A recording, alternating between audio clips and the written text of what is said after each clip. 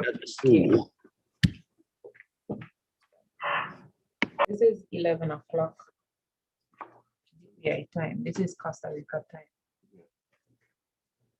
We'll just keep track of the time so we can press. Colegas, si podrían por favor pasar al ministro Orlando Habet de Belice, por favor. Muchas gracias.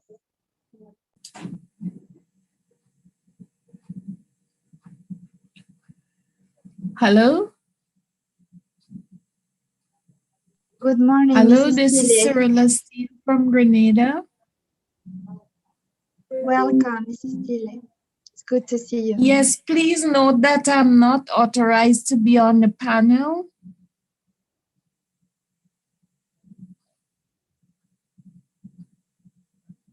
I can't hear you. Lidia, tú estás muteada. Sorry. I can't hear you. Good morning, Mrs. Tille. We will place you as attendee. Yes, I am not authorized to be on the panel. However, there is a possibility that minister may join either later or tomorrow despite the funeral. There is a possibility. We will let you know. Okay, thank you very much.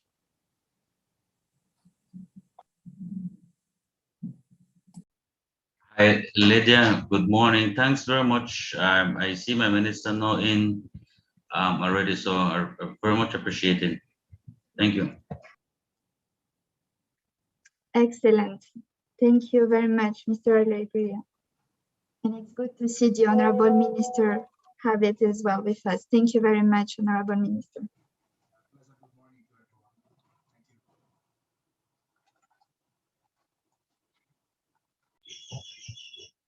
You might be unmuted, Honorable Minister. I don't know if you want to test again your audio.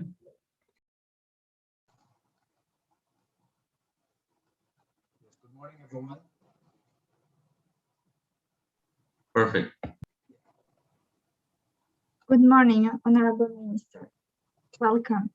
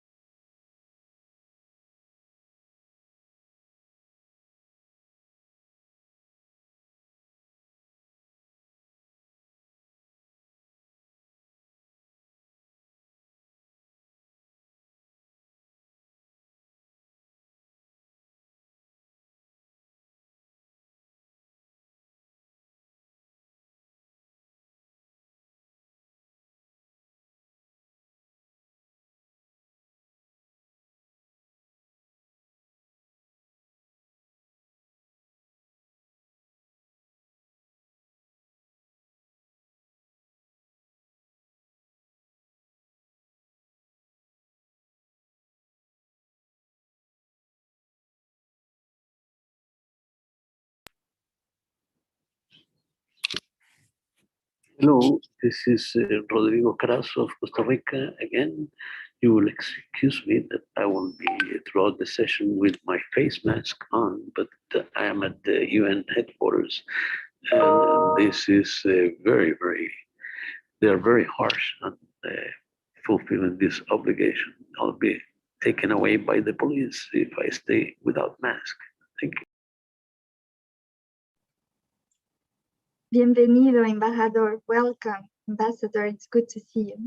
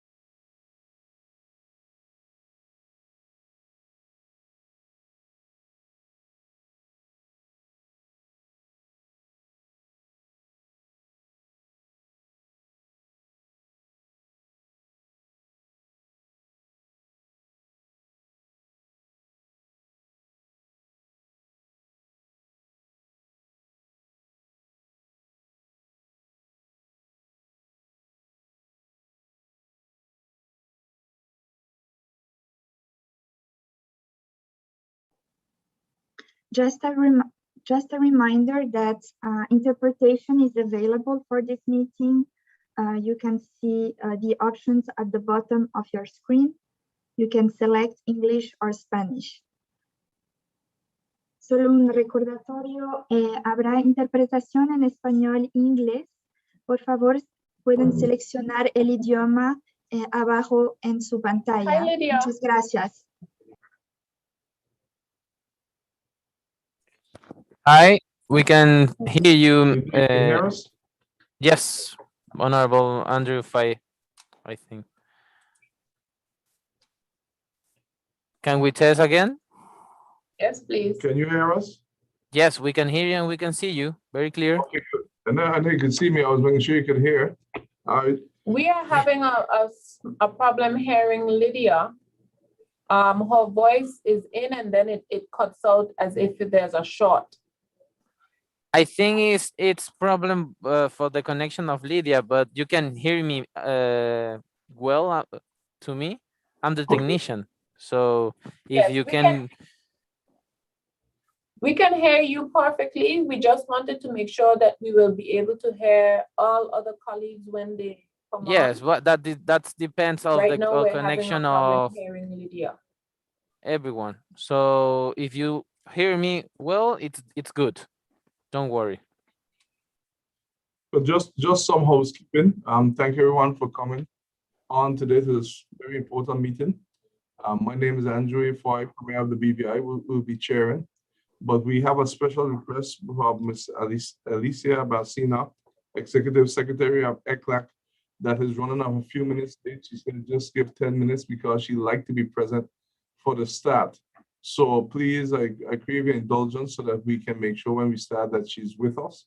So it will be about in 10 minutes exact.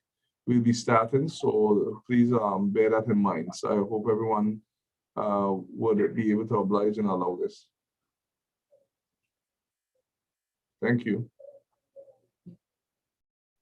Thanks to you.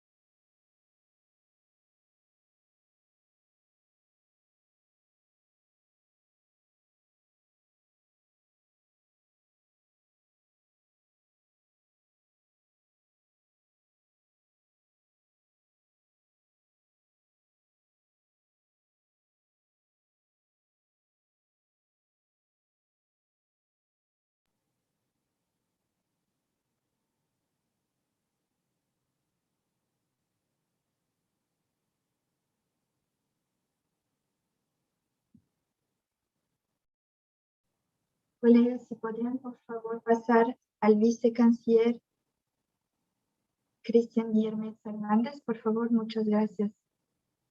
A la señora Diane Corles, también la directora de nuestra oficina en el Caribe, muchas gracias.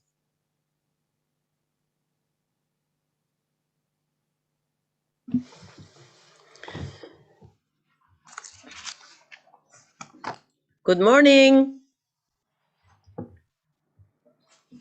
Good morning.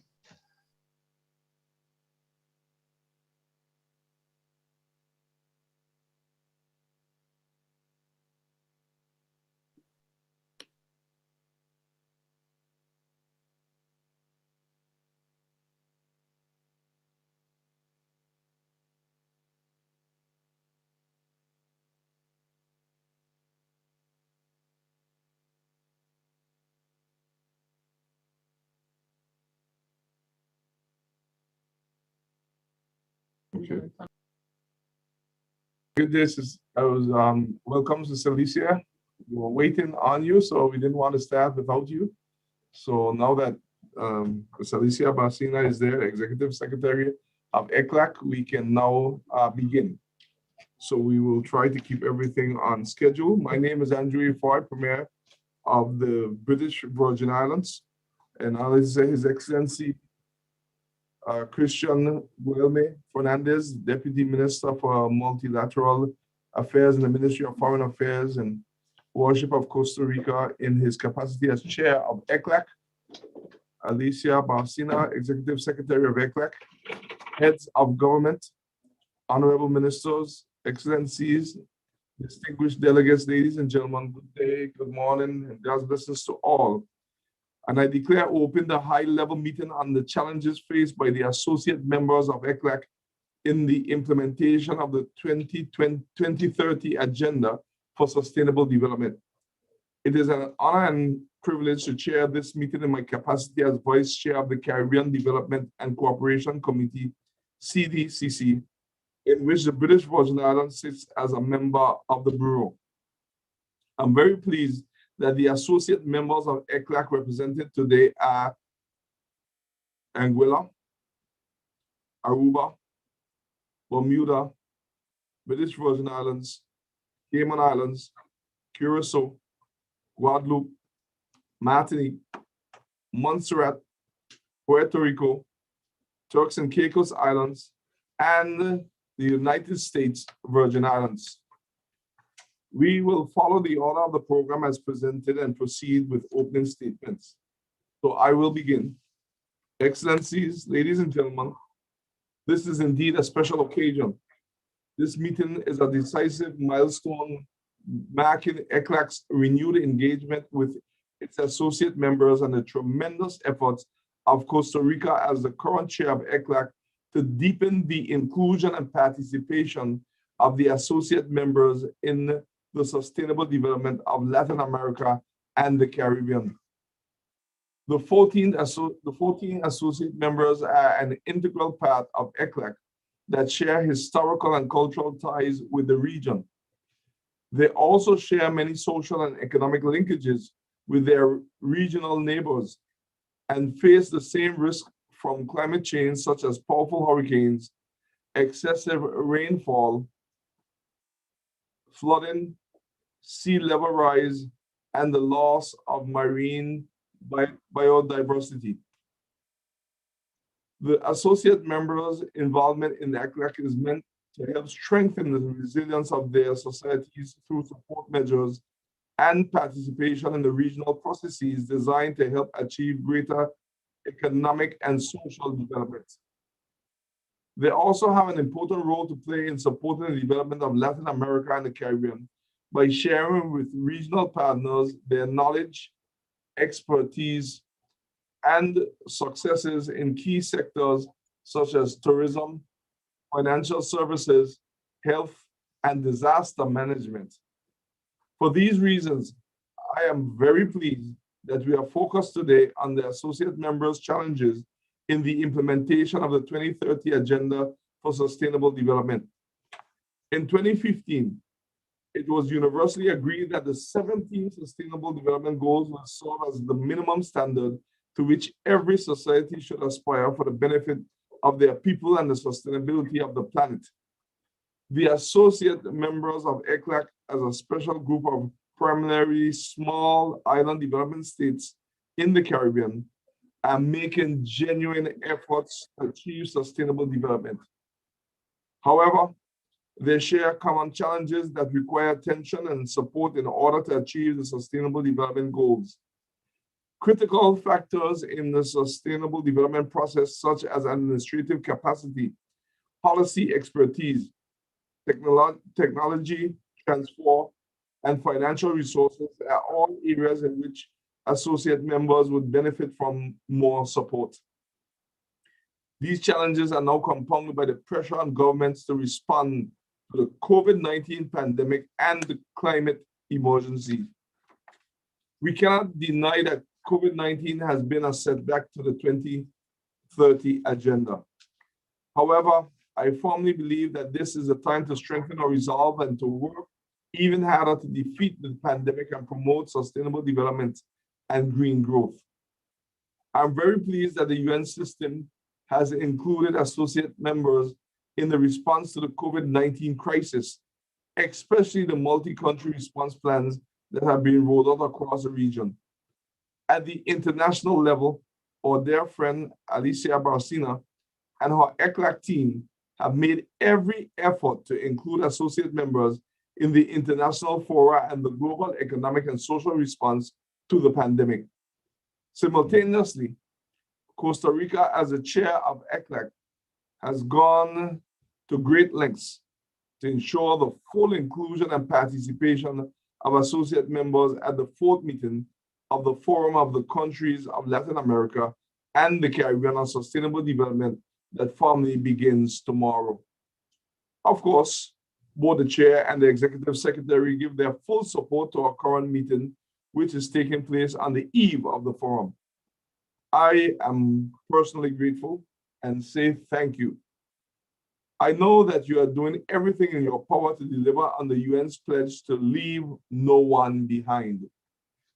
I want to acknowledge the many other development partners present from within the UN system that are observing these proceedings. I also want to acknowledge the regional organizations participating today, including CARICOM, Oecs, and the Association of Caribbean States. They are also essential partners in helping to address the associate members' challenges in implementing the 2030 Agenda for Sustainable Development. As we begin our deliberations, I want to emphasize that this meeting is an important opportunity for the associate members of ECLAC to reflect as a group on our shared needs and common aspirations in advance of the forum. Notably, the forum will take stock of the region's progress on the implementation of the 2030 Agenda. It will also consider the most effective strategies to ensure that we weather the impact of COVID-19 and are repositioned to achieve the Sustainable Development Goals. The associate members are part of the region whose inclusion will help to provide a more complete picture of sustainable development in Latin America and the Caribbean. Excellencies, ladies and gentlemen, I look forward to your active participation today and your contributions to our deliberations. It is my hope that our dialogue will help to accelerate the mainstreaming of the associate members into the regional framework for sustainable development. Before I complete my remarks, I want to also recognize the presence of the Honorable Minister Orlando Hubert of Belize, Honorable Minister Green, Antigua and Bermuda. Thank you for joining us in this much important forum, and I thank you overall. It is now my honor and privilege to invite His Excellency Christian Guilherme Fernandez, Deputy Minister for Multilateral Affairs in the Ministry of Foreign Affairs and Worship of Costa Rica, to give his opening statement in his capacity as Chair of ECLAC. Your Excellency, you have the floor. Thank you very much, dear Andrew, and regards from Costa Rica, from the sunny San Jose, Costa Rica. Señora Alicia Bárcena, Secretaria Ejecutiva de la CEPAL, señor Andrew Fay, Premier y Ministro de Finanzas de las Islas Vírgenes Británicas en su calidad de Vicepresidente del Comité de Desarrollo y Cooperación del Caribe de la CELAC, distinguidos representantes de la Asociación de los Estados del Caribe, de la Secretaría de CARICOM, de la Organización de Estados Caribeños Orientales, representantes de los miembros asociados de la CEPAL, queridos amigos. Me complace participar en este encuentro previo al 4º Foro de América Latina y el Caribe sobre desarrollo sostenible. Para Costa Rica, esta es una nueva oportunidad para profundizar en el productivo diálogo que mantuvimos el pasado 4 de febrero y que fue atendido por nuestra directora de Política Exterior, la embajadora Adriana Solano Laclé, en ejercicio de nuestra presidencia de la CEPAL. Como lo expresamos en esa ocasión, confiamos en que estos encuentros puedan convertirse en una práctica común, en reconocimiento mutuo de la importancia del diálogo y cooperación entre y con todos los miembros de la Comisión. Espacios como este son fundamentales para estrechar los lazos de amistad que nos unen y fortalecer el vínculo histórico, económico y cultural que compartimos. De la misma forma, nos permiten identificar retos comunes, así como posibles soluciones en pro del bienestar social y económico de la región, en especial en tiempos tan difíciles como los que estamos enfrentando a nivel global. Este espacio es un espacio que auguramos se institucionalice, en que podamos tener esta plataforma de intercambio y que sea más regular y más constante. Reconocemos que de esta forma la importancia de fomentar el diálogo y la cooperación para que nadie, absolutamente nadie en nuestra región se quede atrás. Todo indica que como resultado de los graves efectos económicos, sociales y ambientales de la pandemia, la región experimentará un retroceso de al menos 10 años en el alcance de los objetivos de desarrollo sostenible. Nuestra región debe, por tanto, impulsar soluciones novedosas que respondan a las necesidades, vulnerabilidades, así también como a las fortalezas de cada región y subregión para revertir esta preocupante situación.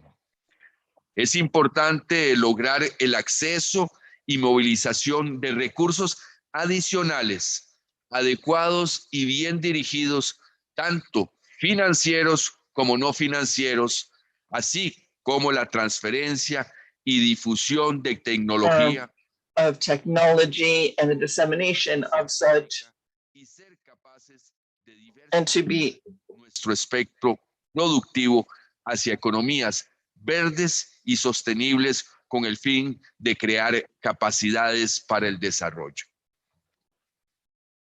Asimismo, nuestros países en zonas de alta vulnerabilidad climática, es imperativo implementar medidas que sean decisivas en adaptación y mitigación al cambio climático y de nuestros esfuerzos en desarrollo sean basados en naturaleza. Tenemos que hacer un cambio en nuestro paradigma productivo y aprovechemos esta crisis para fortalecer nuestras iniciativas en ese sentido. Este foro que nos convoca esta semana es una plataforma que nos permite identificar como región retos y oportunidades comunes y generar así los espacios de colaboración que nos posibiliten lograr la inclusividad que persigue la Agenda 2030. Asimismo, la declaración política adoptada durante el 38 periodo de sesiones de la CEPAL nos presenta un abanico de prioridades para lograr una recuperación sostenible, inclusiva y resiliente ante esta inédita crisis a la que nos enfrentamos, siendo sin lugar a dudas el multilateralismo, la solidaridad y la cooperación internacional las únicas vías viables para que como comunidad internacional podamos salir adelante. Es así como la apertura de canales de diálogo como este nos permite compartir mejores prácticas y promover una colaboración más estrecha que al final será beneficiosa para la región en su conjunto. Como presidencia de la CEPAL, Costa Rica se ha comprometido a ejercer una presidencia de diálogo permanente e inclusivo. Reiteramos en ese sentido con entusiasmo el poder escuchar todas las opiniones y contribuciones en este sentido y así avanzar hacia la creación de puentes y sinergias para abordar los desafíos comunes en este proceso de recuperación transformadora, donde la Agenda 2030 debe permanecer como nuestro punto de referencia. Muchísimas gracias.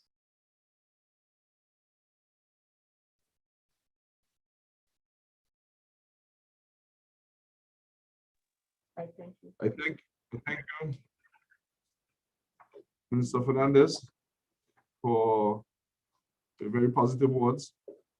And now I have the pleasure to offer the floor to my dear friend Alicia Barcina, Executive Secretary of ECLAC. Ms. Alicia, you now have the floor and welcome.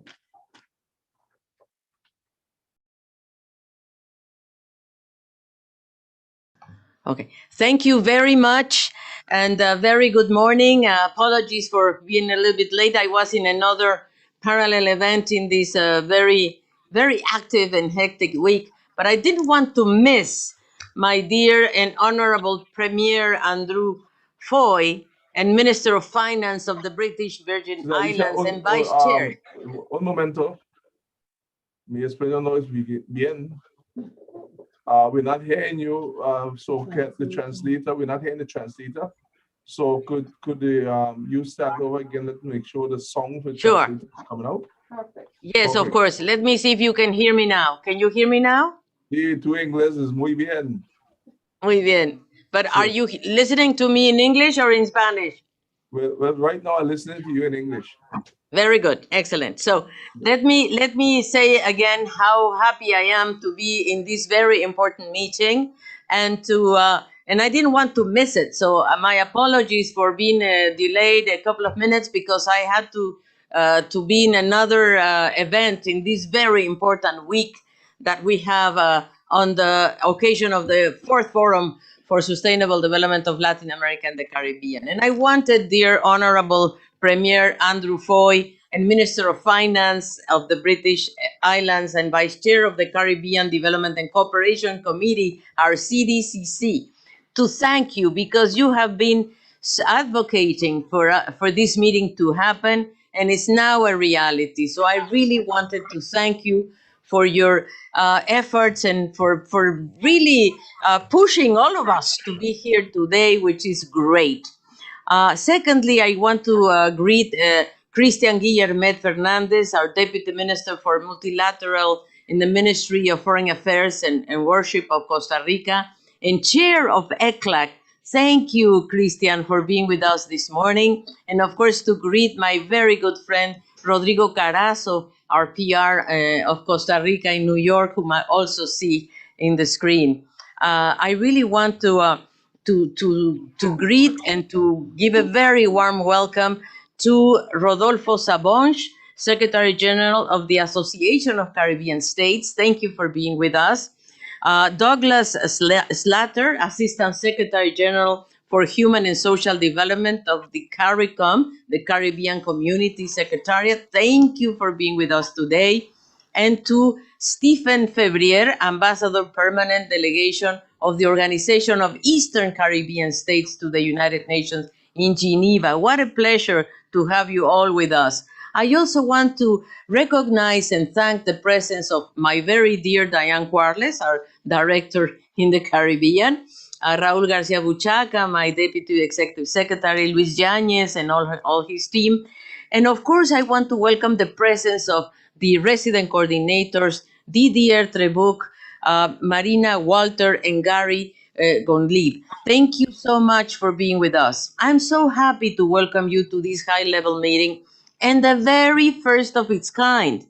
And this is in the context of this forum of Latin American and Caribbean countries on sustainable development. And I think it's a unique challenge, because we know that these countries, the associate members, are facing very unique situations. I am talking about Anguilla, Aruba, Bermuda, British Virgin Islands, Cayman Islands, Curacao, French Guiana, Guadeloupe, Martinique, Montserrat, Puerto Rico, St. Martin, Turks and Caicos, and U.S. Virgin Islands. So Premier Foy, thank you for your commitment to make this happening and for your readiness to chair our meeting today. You are also a vice chair of our Caribbean Development Cooperation Committee, and I'm so happy that you will help us to bring the conclusions of this event to our CDCC. I also would like to sincerely thank you, Christian Guillermet, in your capacity as chair of ECLAC, for the strong leadership and the interest of Costa Rica, showing support in moving forward and to bring in, I would say, all the preoccupations and the special realities that the Caribbean countries and our associate members are confronting vis-a-vis the COVID-19. Our meeting this morning is a testament of the fact that we at ECLAC heard the appeal of our associate members, and under the dynamic leadership of Costa Rica, we are already exploring how our commission can engage more meaningfully with you in ECLAC family to share a comprehensive strategy for recovery and for COVID-19 and also to achieve Agenda 2030. COVID has generated a sense of urgency for us to address holistically all the challenges that the Caribbean is facing. We are very much aware that our associate members face similar challenges to those experienced by the wider membership. As small island development states, you are struggling with significant economic, social, and environmental vulnerabilities with very high exposure to climate change and low levels of resilience. We have not forgotten the devastation caused by hurricanes Irma and Maria just over 3 years ago.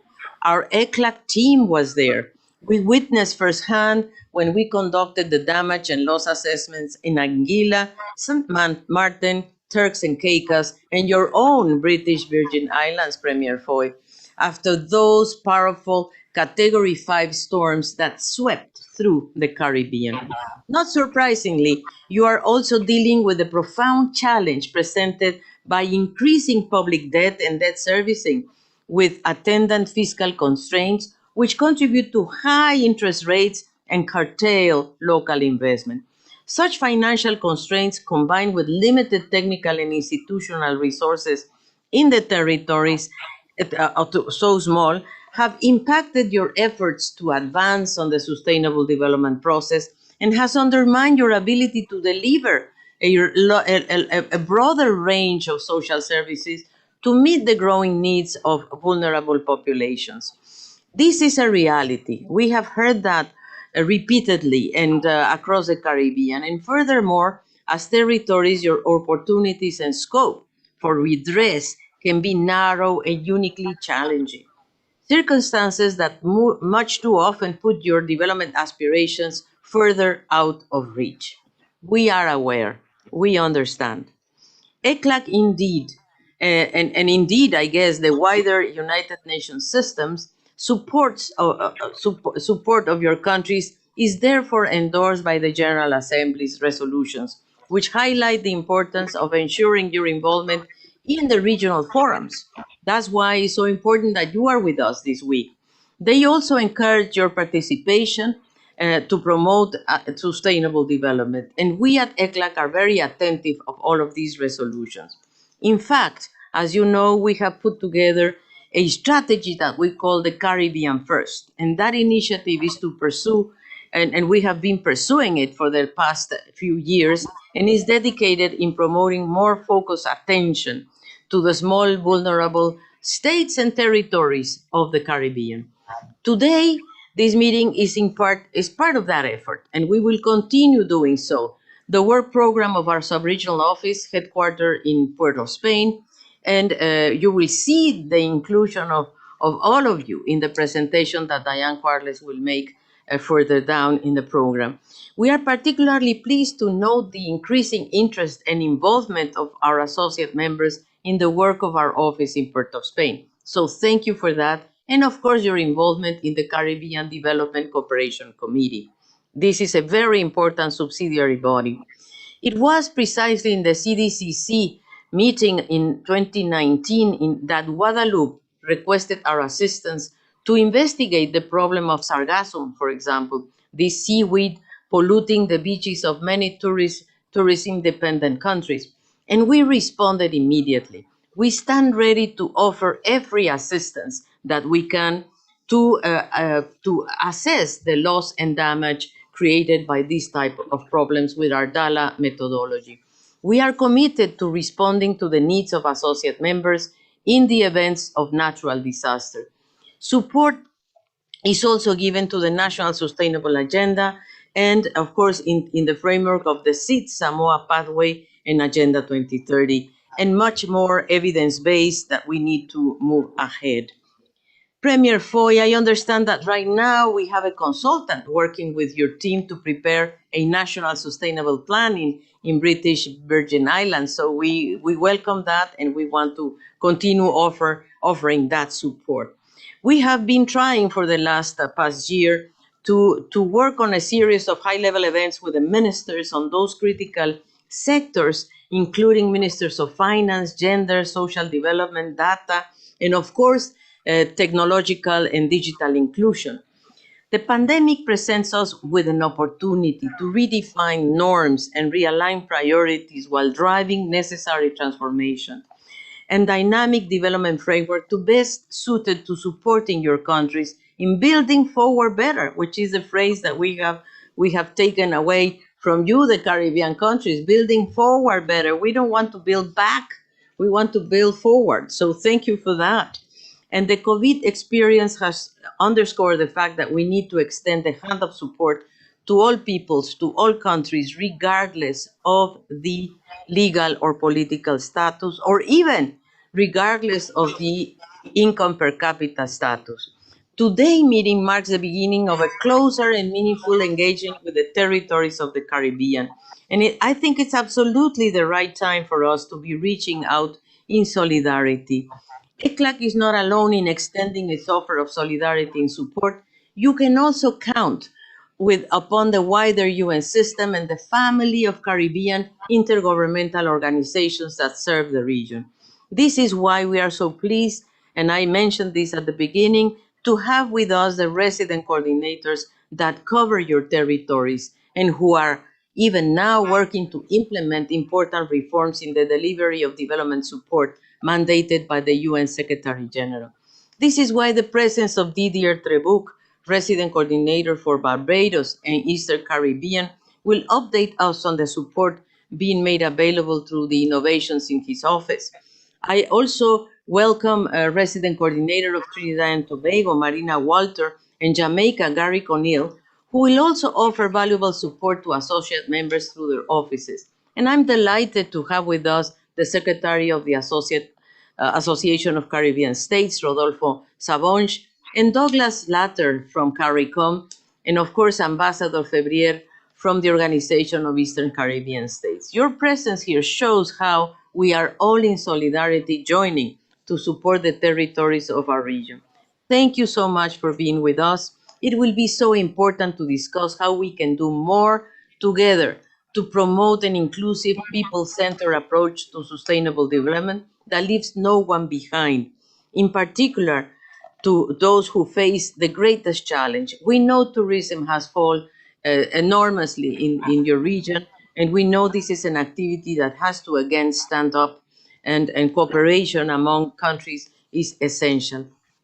We really want you to be with us in the opening tomorrow of the Forum for Sustainable Development. And let me tell you that immediately after the opening and the presentation of the report, the first will be the Caribbean First panel, which will happen tomorrow, who will lead the discussion on how we can keep the sub-region on track to achieve sustainable development goals.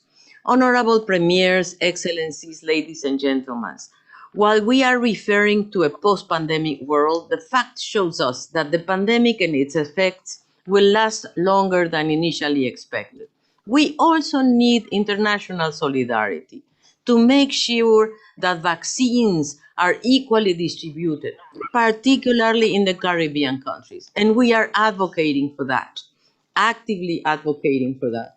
Our region is one of the hardest hit, has a worst recession in 120 years, and the task ahead of us is daunting but noble.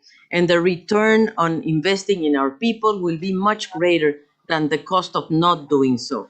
So we must be resolute in our determination to build forward better, and also to do it also based on the enormous amount of resources. We have to move into the blue economy and the green economy. This is part of the challenges that we feel we have ahead of us.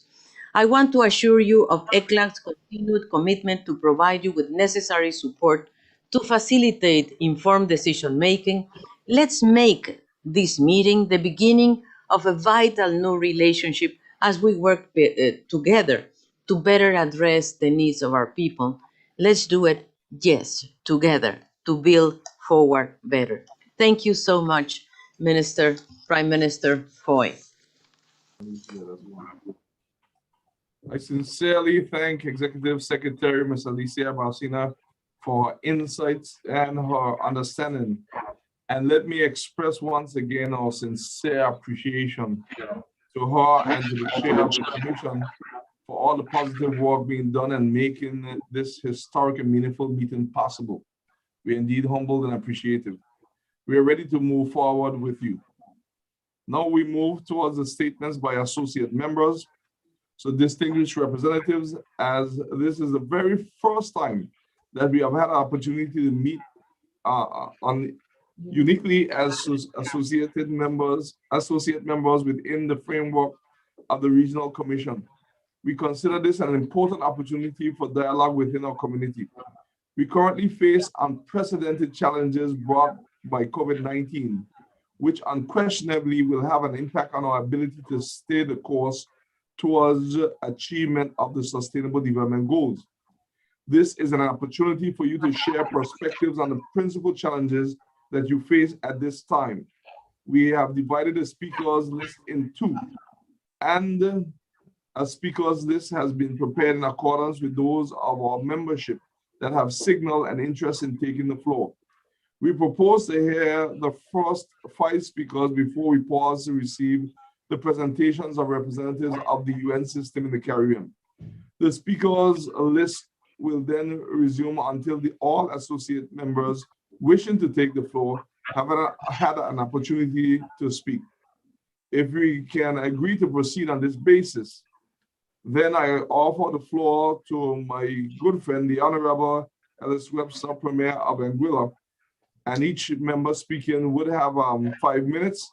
And just in terms of preparing us, next will be the Premier of Montserrat and the Prime Minister of St. Martin, the Deputy Premier of Bermuda, and also the Subsecretary of State for Puerto Rico. So that will be the order, and each will have 5 minutes. And Premier Webster, my good friend, you now have the floor. Thank you very much. Protocol established. Esteemed. Turn on the English. Okay. Yes, Executive Secretary Alicia Barcina, Chairman Christian. It's a pleasure to be here, and Premier, my good friend, it's good to see you. It's been too long that we can't meet in person. But, you know, so as not to be repetitive, seeing that we all would have similar concerns, I just will point out a few things. And I thank you for making this opportunity for us, even though in these small islands and states, to have the ability to communicate our concerns and our wishes to meet the Sustainable Development Goals for 2030, understanding that the challenges are going to be tough. But I know together, as the Executive Secretary said, we can do it. We all have fragile economies. We've seen the shocks of the global financial crisis, the banking crisis, especially here in Anguilla, where 2 indigenous banks were folded. Hurricane Irma in 2017, and then the COVID-19 pandemic, which plagues us all. We've seen significant contraction in our economy. Loss of jobs, especially in tourism. We're now projecting that we have a decline of 93.7% in our tourism industry. And this is our mono industry, basically makes up almost 90% of our economy. Loss of this industry has caused significant compromise, increased our vulnerable populations. And even with being able to grant 1,000 EC dollars, which is about 374 US dollars per person, that is for those who have lost their jobs per month. It really doesn't improve the circumstances of our people. We had no reserves as of the time of the pandemic. We have debt that has escalated, and we are unable to borrow because, as you know, Premier, we are restricted by our UK administrating power in terms of what we are allowed to borrow and what certain guidelines that we have to meet. Right now, our debt is about 270% of the goal, which is 80% of recurrent revenue. We have gotten some UK assistance to decrease the economic effects of COVID-19, but this in itself is not enough because we've not been able to get an economic stimulus to trigger and to basically stimulate the economy. We know that the EDF, the European Development Fund, contributions which we got while the UK was part of the European Union, that is now no longer available. And that helped us with budgetary support. And we do appeal to this type of regional and international body that maybe there can be some replacement to help those of our countries that have become dependent on these types of assistance to help us to provide the necessary services that are essential to the well-being of our people, to meet those sustainable goals of no poverty, no hunger, to help with good health care and clean water. And these are the things that, but as a small developing state, we believe in food security. We believe in diversifying our economy and looking at fishing, farming, light manufacturing, using technology. And we want to get foreign direct investment, which we know is difficult in this time, in marina development, knowledge-based institutions, airport expansion. And these are all goals that we have, that we're pursuing actively to get to economic resilience and to also meet those sustainable development goals. We want to look at innovative solutions, and we feel that this is essential, that as we develop our human capital, our people, and that we make sure that our youth are empowered, that they're educated, and that they are put in a position where they can contribute. And right now we see that because of the lack of jobs and lack of opportunity, that they tend to finish school, whether it's high school or community college, and then we don't have opportunities for them to work. So we then are plagued with brain drain, where they then leave our shores and go elsewhere to benefit other countries. And so these are the challenges that we have, that we face, and that we certainly, it's good to know that you have a consultant down there in the BVI, Premier. Maybe you can share with us some of the ideas that have come about when you've come up with solutions to some of the issues that I know that we share. And so, again, I want to thank you for this opportunity to speak on behalf of Anguilla and the people of Anguilla, and also of the this region, that the impacts of the COVID-19 pandemic, which have affected us just as we seem to have been recovering from the severe devastation of Hurricane Irma, which took out about 90% of our residential and business infrastructure. And just at the time we were coming back, we got slammed with this. And so we appreciate that the United Kingdom provided a vaccine to help us to increase our health, to improve our health, increase immunity, and give us a chance to open up to tourism. And we do hope that that as we continue to do that, that we all as a region and an international, global community would continue to look out for each other and make sure that together we can build forward, as the Executive Secretary said, and that we all can meet those goals of sustainable development and taking care of our people. I thank you very much for your attention and appreciate this opportunity. Thank you so much, my good friend, Ms. Webster, Premier Webster, and we really truly share a lot of the similar goals and also challenges. So, but you have no fear. You know, once I get the results from our study, that I'm not going to leave any of my brothers and sisters behind. We're in this together.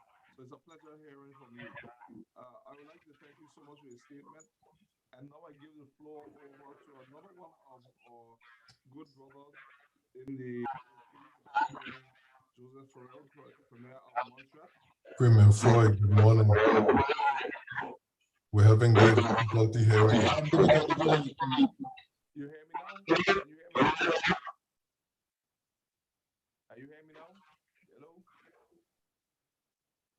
Hello? No, the volume is very low. Let me see. Can the technical person there from ECLAC check on that? Because we still have the same setting where I am here. So I'm hearing you all very good. Is it improving by now? Yes, it is. Yes, much better. Okay. Thank you so much. I always have a problem when my next door neighbor USVI cannot hear me. It's going back low again. Oh, it's gone back? I don't know what makes we'll ask ECLAC to continue but to work on it. But while we're doing that, I'll let the Premier of Montreal take the floor and we work on that while he's taking the floor. So speak, everyone just speak loudly. It seems to have a that we let ECLAC technical people work out first. So Premier Farrell,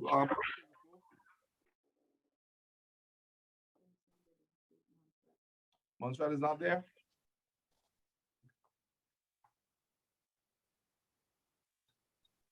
Okay, Montreal is not there. All right, let's move on to the next speaker, which is the next good friend of mine. I thank Prime Minister Jacobs for now to come forward to take the floor of St. Martin. So you can now take the floor. Thank you very much.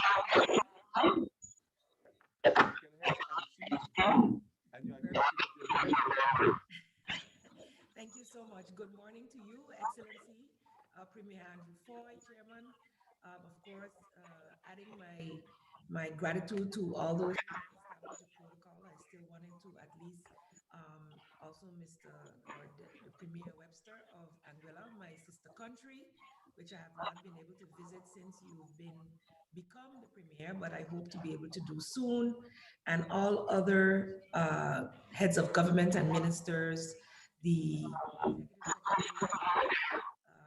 Alicia Barcena, I appreciate your words earlier, and I look forward also to hearing from Diana Corrales, Excellency, Chief of the Sub-Regional Office, as well as Didier Trebouc. I'm not sure if I'm saying that correctly. Distinguished ladies and gentlemen, thank you for allowing me an opportunity to speak on behalf of my tiny island nation, St. Martin.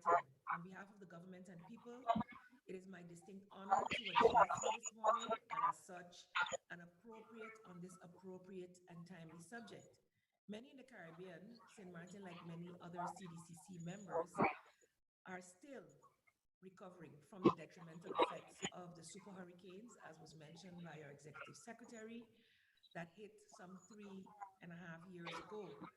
Exacerbated by the effects of the COVID-19 pandemic, Caribbean countries, small ones such as ours, have had to consider several increasingly complex variables in advancing resilient and sustainable development.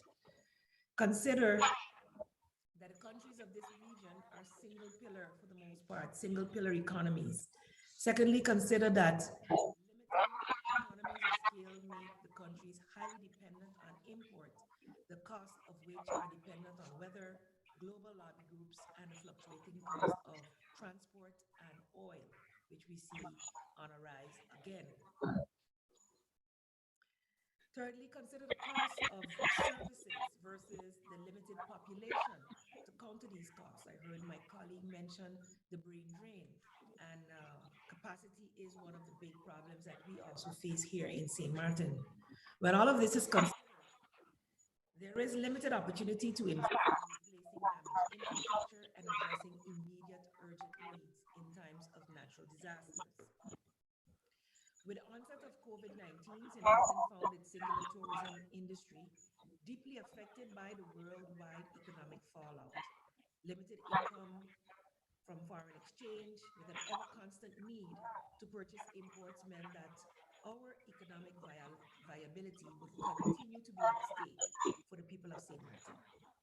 Like many other countries, we too have had to toe a very thin line between mitigating the health risk by implementing what many saw at the time, 1 year ago, as draconian measures, and propping up an already volatile economic industry by slowly allowing tourists to return into the destination. I'm here to say that as Prime Minister and Chair of the Emergency Operations Center, which takes over in disasters, that these decisions were not and are not acceptable. With limited resources and limited capacity, these past few years have made clear the need for us to build resiliency through small yet effective measures. The first step at the legislative and policy level. One of the main challenges in conceptualizing a sustainable development plan for many Caribbean countries, it remains to rely on disaggregated data. Implementing the 2030 development agenda must, as a point of departure, ensure that a baseline rooted in depth analysis and understanding of both our local as well as international factors is made. To that end, St. Martin would like to make use of this opportunity to announce its wishes to appeal to and engage with ECLAC for support in determining relevant baselines for proper policy development. Partnership Goal 17 of our agenda calls for us to leverage our individual capacities and skills in achieving our collective goals. As small islands, multilateralism remains one of our greatest tools, particularly as it relates to South-South cooperation and the benefits of shared experiences in conceptualizing country-specific strategies for goal implementation. Also on the policy and legislative level, Caribbean countries must seek to address archaic frameworks that impede doing business, overburdens and complicates tax collection, and undermines innovation and investment. On St. Martin, we are currently undertaking a review of several legislative products, and we have found to undermine our ability to quickly address and bounce back from exogenous shocks. The region is known for highly protectionist policies, but with an increased globalized world, there must be a middle ground that fosters a healthy economic climate and protects the interests of the most vulnerable in our communities.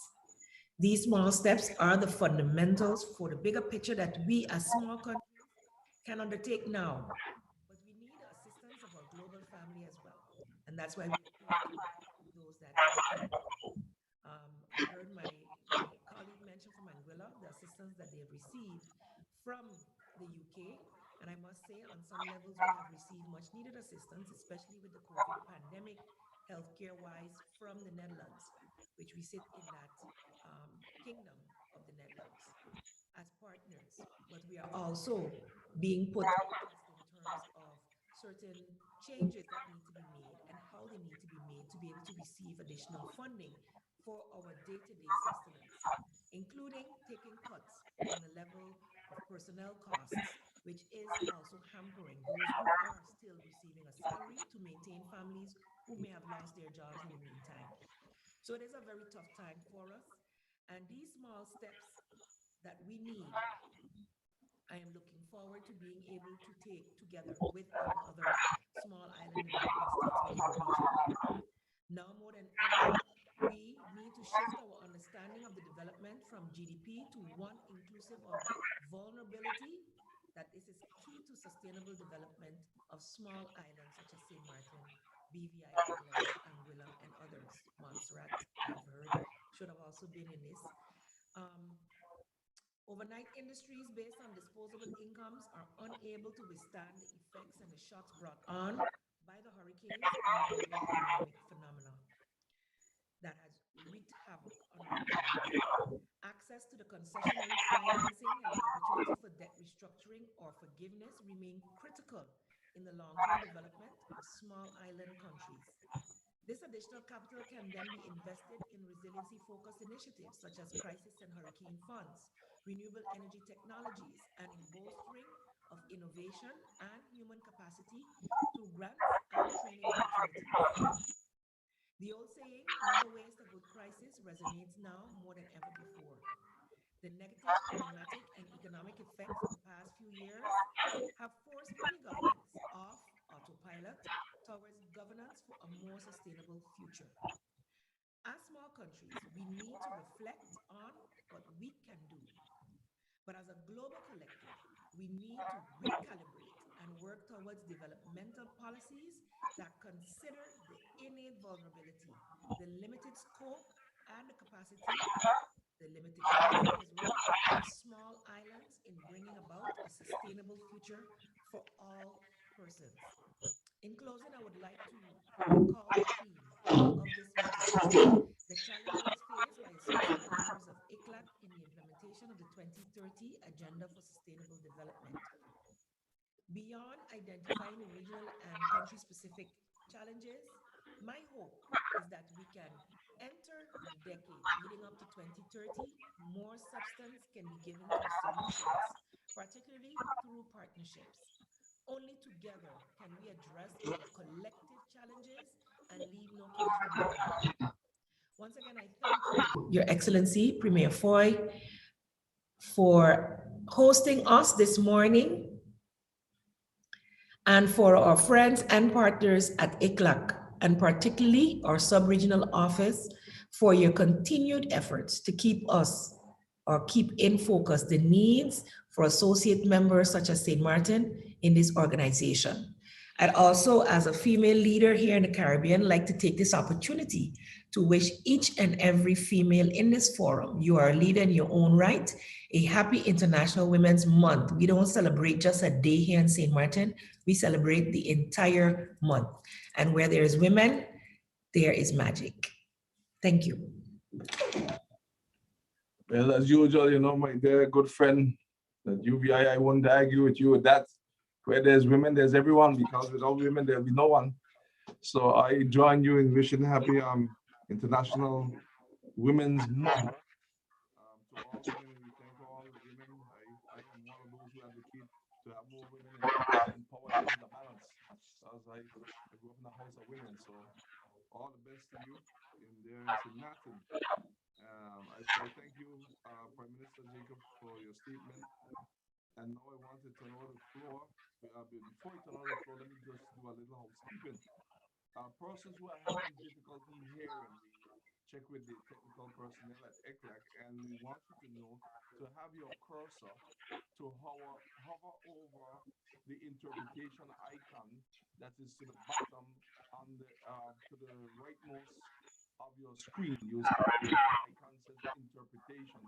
So you hover over the interpretation button, and then you click on the icon, and you select switch to either English or Spanish for persons who are having problems hearing, and then that hopefully be able to take it and assist those who are having problems hearing.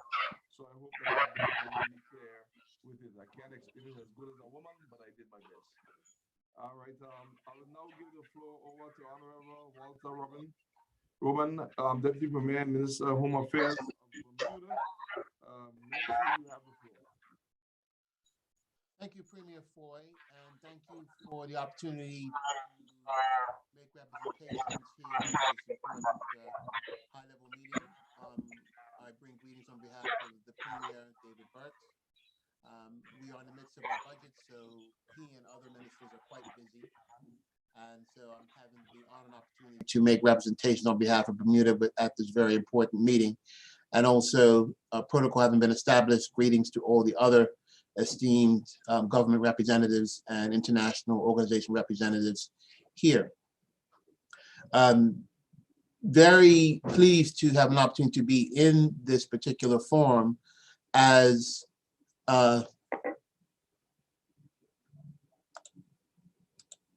Is everybody hearing me okay?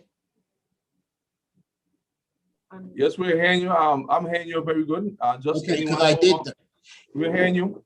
Yes, I followed the instructions to make sure my interpretation was off, so that I don't argue with anyone that just won an election. You're doing good. Okay, thank you. I think this is it's very important that we are meeting today, and I'm glad this is the first of what will be other opportunities for us to get together and discuss these important matters of reaching the important sustainable development goals. Obviously, with us all having a mutual experience over the past year with dealing with the pandemic, this has somewhat interrupted whatever paths or programs that we may have constructed in order to reach these goals. And I think we all can admit that the experience of the last year has potentially severely damaged the opportunity that we may have to reach some of these goals, because we've had to, as jurisdictions, transfer resources that might have been developed to reasonable social development, educational development, economic development, and other aspects of the 17 goals to really, if I can be blunt, to save the lives of our populations that are finding themselves severely challenged economically and health-wise with the pandemic. So there has to be some level of recalibration. But we also are dealing with the issues of climate change. And perhaps I can share a common theme that I know that that Prime Minister Foy and the BVI and Bermuda are mutually going through with some other territories, with some of the economic challenges we face with international organizations such as the OECD and even the British government, with some of the policies that are affecting us with our own sustainable economic interests. So there is much now that the last year has left us with, but there are existing challenges that are still faced. I do think, as has been said by the previous speaker, that this particular period creates an opportunity for us all as small states, as island states, with many of the same challenges as it relates to sustainable development, the impact of climate change, as well as re-engineering our economic interests and even even to some degree our economies to satisfy the needs of our people. There is an opportunity to do many things, including embracing practices that will help sustain the marine environment around us, but also to perhaps make the transition to renewable energy opportunities as they exist. Some of these transitions may be time consuming and costly, but they may ultimately, if we as jurisdictions that have specific needs as small island countries, they will in the long term allow us to meet many of the goals that are outlined in the Sustainable Development List. But I would also implore members here today to understand is that some of the challenges that particularly the BVI, particularly Bermuda, particularly the Cayman Islands, and other territories as we are faced with our engagement with Europe and with even the UK, can also be potentially ravaging to us in the long term. And we are constantly doing work as jurisdictions, and in some cases expanding considerable resource to protect the long-term viability of our economy, as we still try and re-engineer them in response to what the pandemic has left us with. So we ask that we also, those issues be allowed to be considered as we consider sustainable development goals, because some things, because of the last year, have become newer issues or perhaps higher priority issues for us than some other things. But we want to stand together as communities particularly in the Caribbean and Latin America, with fulfilling these goals, which ultimately, as we are smaller states, we're like, we need to be the champions in the international community for these goals, because in some cases, and perhaps by and large, it is some of the activities of the larger industrial nations that we experience a negative byproducts of that make the goals for us harder to reach. So we can certainly look at wonderful countries like Costa Rica and their efforts with sustaining a positive natural and energy environment and the goals that they've set and are achieving. But we all need to work together as a region to achieve these together. So I look forward to continuing these discussions within this forum and after. And certainly my premier and our government welcomes the opportunity to work collaboratively within the region to do this as a partner and as an ally and as a friend of other countries of which we share common interests. So with that, I will conclude my comments and say thank you for the opportunity to be here and to participate in this important discussion for our region over the upcoming days. Thank you. It's always a pleasure, as usual, to hear from you, Deputy Premier Urban. It's good to see you. And please give our regards to you, all of your team members, especially Premier Bert. And I can see that things are going good since I saw you last. You have becoming rich, because when you get white in the beard, you're developing some fun. So please send us some of that marijuana money and we can get going. Well, well, as you know, certain things are being held up around here. Well, okay, I am wealthy in experience rather than dollars, I assure you. All right, well, when you release it, you'll let us know. So thank you so much for your statement. As usual, it has been very informative. So moving right along, I'd like to give the floor now to Honorable Felix E. Rivera Torres, Subsecretary of State of Puerto Rico, nearby friends there in Puerto Rico. Minister, you have the floor.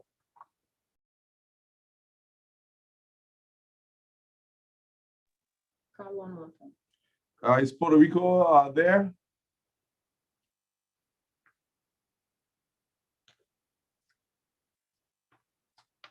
If not, They will join after. I guess they will join a little later on.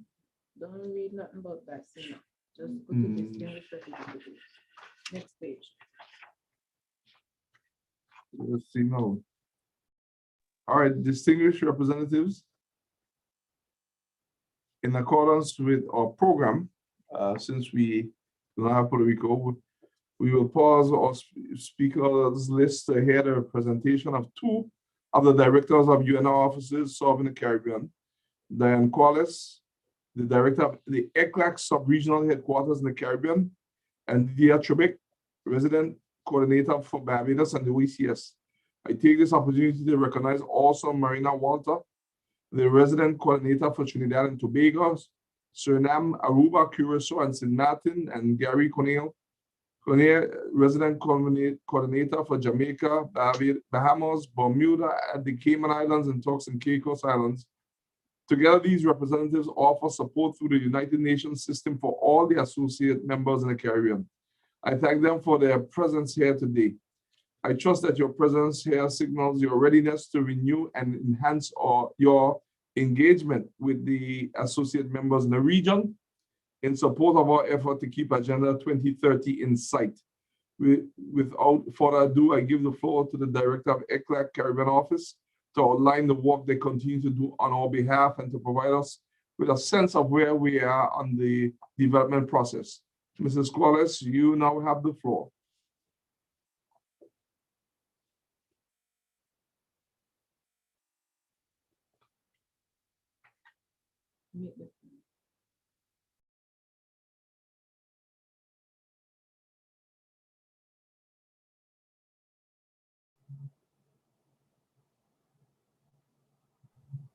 Director, we can see the screen and we can see your presentation. Miss, good afternoon, Miss Diane Quarles. We cannot hear you. Now we can hear you. Can you test the audio, Miss? I somehow have lost sight of everybody. Perfect. We can hear you, Miss Diane. Can you hear me? Okay, back again. I can hear you loud and Sorry. clear. Okay, the Miss Diane Quarles, can you hear me? Yes. Perfect. Now you can share the screen if you want. Okay. And we can keep going, okay? Sorry? We can keep going with the event. You can Are you seeing my screen? Right now, no. Can you try to share a screen right now? Okay, let me try again.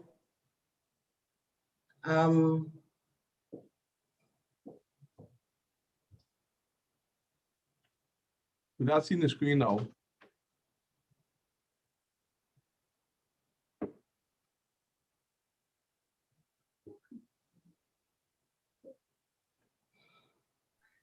Perfect, Miss. Okay, We we're seeing can the see screen now. the presentation. Can you put Yes, in we can see the it now. slideshow? Okay, good. There's a bar on the top that prevents me from getting to the point where it says slide, you know. In the bottom of the screen of the PowerPoint, you can click it next to the Zoom button. There. Okay. The fourth icon. That's it. Can you click it? Perfect. Perfect. We can see the slideshow mode. Thank you. Thank you. Woo. Thank you very much. Thank you, and apologies for making for slowing down the proceedings. I'm going to try to go very quickly. First of all, Premier Foy, I just want to express my profound joy and satisfaction that this day is here. It's been a long time coming. We've been talking about this a really long time. And so I have to be at least as pleased as you that we are able to have all of the associate members in one space for us to be able to begin this renewed and strengthened and richer engagement. And I really want to thank my executive secretary for her enthusiasm, as well as the chair of our commission, really dynamic leadership that we're enjoying under this chairmanship, and the support that they have given to our proceeding with this meeting, and also to thank my colleagues in the Office of the Secretary of the Commission and your own team, Premier Ben and Naj, for all the support that has brought us to this day. And I know we don't really have that much time. I'm going to go immediately into this presentation. As our executive secretary has said, you know, we are going forward together, and the journey of 1,000 miles begins with one step. This is where we are now. First step forward. Let us see how we can proceed together. ECLAC has supported all along 13. We recently embraced French Guyana as well. 14 associate members across the region, from Bermuda in the north all the way down to French Guyana in the south and Cayman Islands to the west. 14 countries, as you see listed to the left. We have rich engagement, varying levels of relationship with all of them. What we have seen from our participation in our work program with these countries is that there is really very little difference between the challenges that the associate members face and those of the wider membership of the Caribbean. They're all small island states with very unique vulnerabilities, economic, environmental, high levels of exposure to external shocks. And as this picture here, this photograph taken from St. Martin, demonstrating the extent to which the countries are vulnerable purely by virtue of their physical planning. 84% of our towns and infrastructure, municipal infrastructure, within 2 miles from the coast, and no more than 5 meters above sea level. And that alone speaks to the level of vulnerability, of exposure that these countries face. In addition to the fact of the middle income status and the reticence to support countries of middle and upper income, we heard the dramatic challenge of debt that Anguilla is facing post hurricanes. It's one of the things that we have determined that it is in fact the exposure and the vulnerability to external shocks that contributes significantly to the growth in public debt. So all of the challenges that we find in the wider membership of the CDCC are reflected in the associate members. My executive secretary referenced the 2017 hurricanes, just an example here of the impact of hurricanes Irma and Maria on a few of your countries. And these photographs were taken by me. I was the advanced team that went into each of these countries post Irma and Maria. This is Anguilla. This is the top left is your high school. I don't know if you recall that is what it looks like.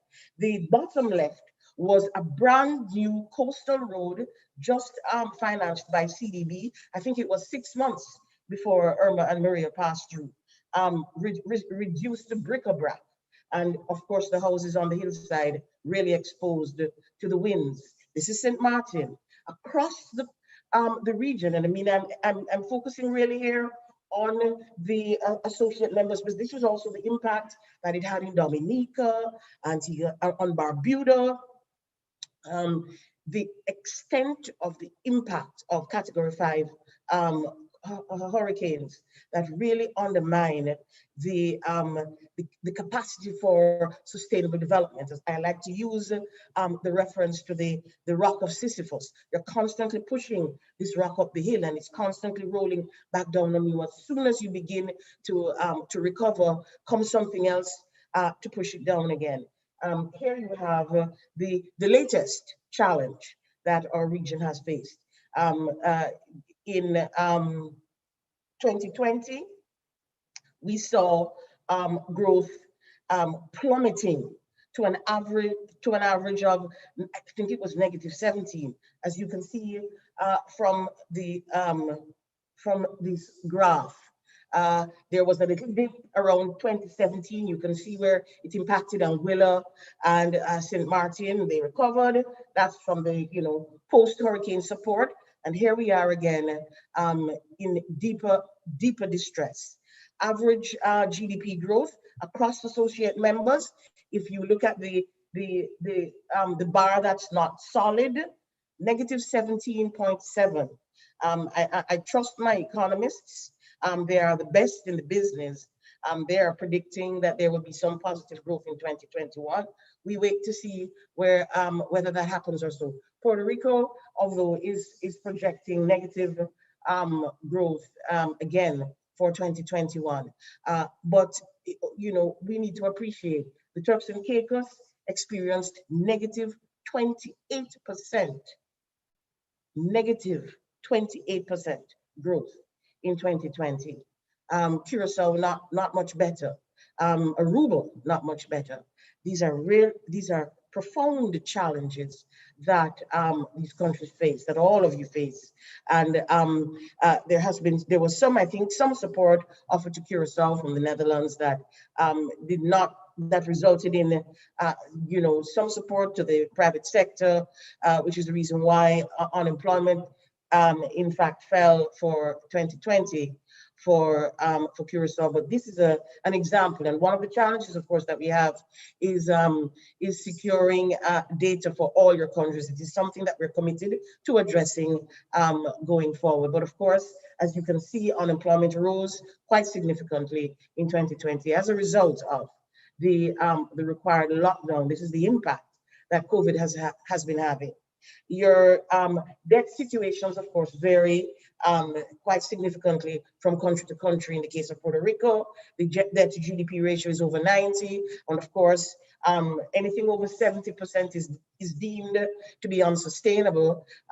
In the case of Aruba, as you see, 80%, but the average of all the associate members continues to be just at 60.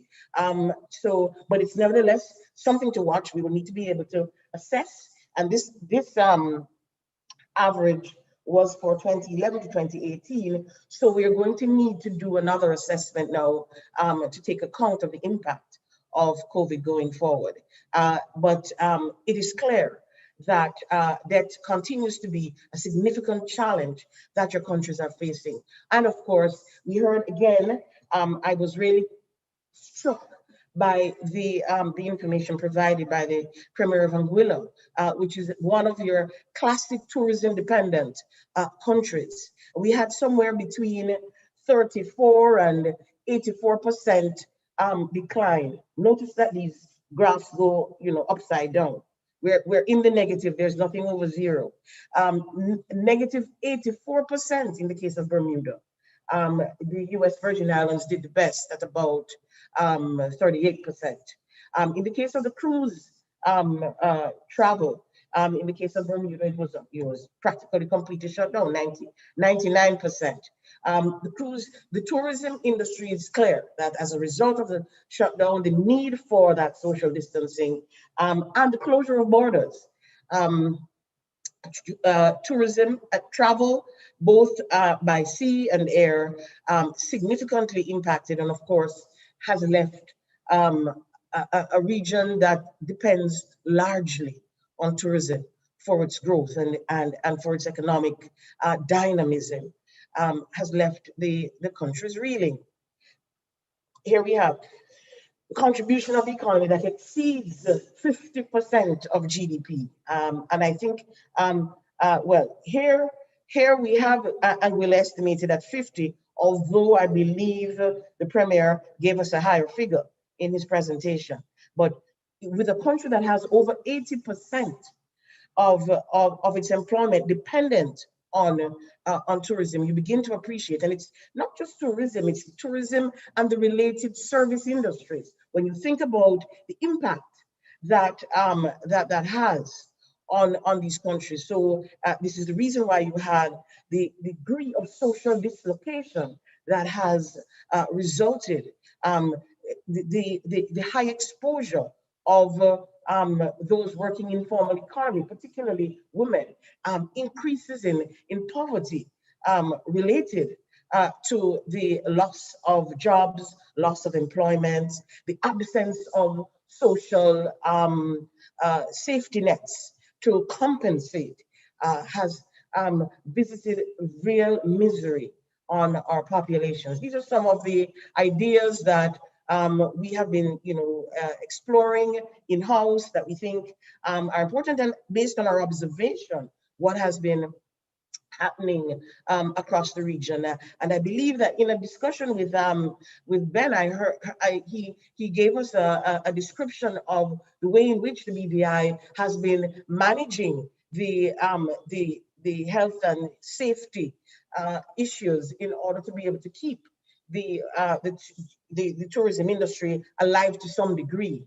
And there are other areas in which we can begin to look at, if your borders are closed, then we need to be promoting local tourism, open up the hotels and give preferential rates and have persons, at home use the resources that are usually dedicated to visitors. We have to look at how we repurpose the tourism workers, for tasks related to the pandemic, for example. And ultimately, we think that it is very important to begin to think actively how we expand, diversify the economy. Economic diversification to continue with tourism-dependent economies is going to result in continuing distress. So in fact, we will be launching a project, a special regional project next year, focused on tourism-dependent economies to explore how we build that resilience through economic diversification. Some of the recommendations that need to be considered going forward. These are, again, some of the issues that we find have impacted all countries and our associate members, no exception. The issue of inequality that has been exacerbated, reflected in the access of our youth to education, those that don't have either broadband access or don't have the instruments. Education has been significantly impacted. You see the difference between the rich and the poor. Women, I have mentioned that already. The impact on women, not only in terms of employment, but also the increased stresses at home, the duty of care, the attention to the young people, the fact that we are mostly female-headed households in the region, and therefore loss of income dramatically and directly impacts female-headed households and aggravates poverty. So those are the circumstances that I have generally described. I very quickly will go through some of those projects that we have been engaging with the member states, the countries of the territories of the Caribbean, in which we have very active projects. In the case of Aruba, we have been strengthening their national statistical capacity, and I noted the Prime Minister of St. Martin speaking of that need, the importance of the data for evidence-based assessment, and the importance of establishing baselines so that you can measure and monitor your development trajectory. We have been strengthening institutional capacity in Aruba. As my executive secretary mentioned, we have a very distinguished consultant supporting the BVI in the finalization of their National Sustainable Development Plan. And planning for us is absolutely essential for ensuring that you stay the course for implementation of the Sustainable Development Goals and for achieving Agenda 2030. We have also supported the BVI in evidence-based policy planning, and that will also be linked to the overall support that we give to the BVI in terms of planning and institutional framework for sustainable development. The Leave No One Behind a project that has been ongoing. It is an initiative within the framework of the Regional Conference on Social Development, because this is an area really critical in terms of the social concerns, the social impact of COVID in particular. There is need for a greater level of understanding on universal and comprehensive social protection systems. We have been working on this workshop, which we have offered to quite a few of the associate members, I think, participated in this workshop. Anguilla, BVI, Montserrat, Cayman Islands, Curacao, and St. Martin were all actively engaged in that. These are a flavor of the kinds of activities that we're involved in support of our associate members. In the case of the other areas of our work, we have done the assessment of impact of COVID on the Caribbean, and we included in that assessment the impact on the associate member countries. My executive secretary had a series of high-level meetings, and I'm sure, Premier Foy, you will recall some of those meetings last year. We had on finance, on gender, on social welfare, on ICT. We had our Caribbean CDCC and our CDR, or Development Roundtable, where we addressed the financial impact of COVID in particular. And Premier Foy, you will remember that you also moderated the panel that launched the Caribbean Outlook at the session in October last year. So we have ensured the participation all along of the associate members. In terms of damage and loss, not only do we conduct the assessments, we also do training so that there is capacity built at the national level. And of course, we conduct economic research and analysis. Much of the data that I shared based on the economic survey that we do annually.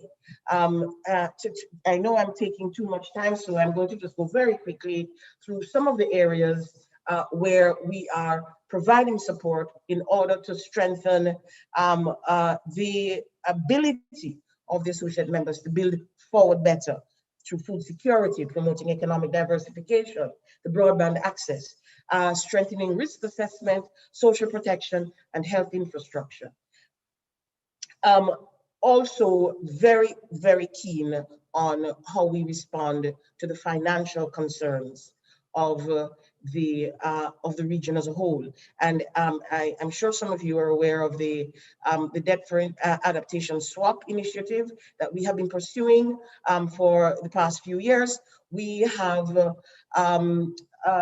reached the point now where we're actually shaping the structure that the Caribbean Resilience Fund will look like, how it will operate. And from there, we will take our 3 pilot countries. These are not associate member countries. However, we are anticipating that once we have this fund up and running, it is something that we intend to provide access to the entire region. We operate on the basis that the associate members are part of the family of the Caribbean. We do nothing without you. We have been focusing on issues of liquidity support, increasing fiscal space. There has been our concern that there is need for low cost, long-term concessional financing for the countries of the region, such as our middle income and upper middle income countries that are not generally able to access concessional funds. So I have outlined here our resilience fund, the debt swap initiative, and other. There are other financial possibilities. You know, there are countries, for example, that have negotiated, they call them state contingent instruments, hurricane clause or GDP clause. These are ways in which it is possible to address the finance concern, but the financial concern continues to be a critical one. The countries are spiraling into deeper and deeper debt. We want to ensure that there are ways in which we can support their restitution. I'm going to end it there. Thank you very much. Sorry for taking so long.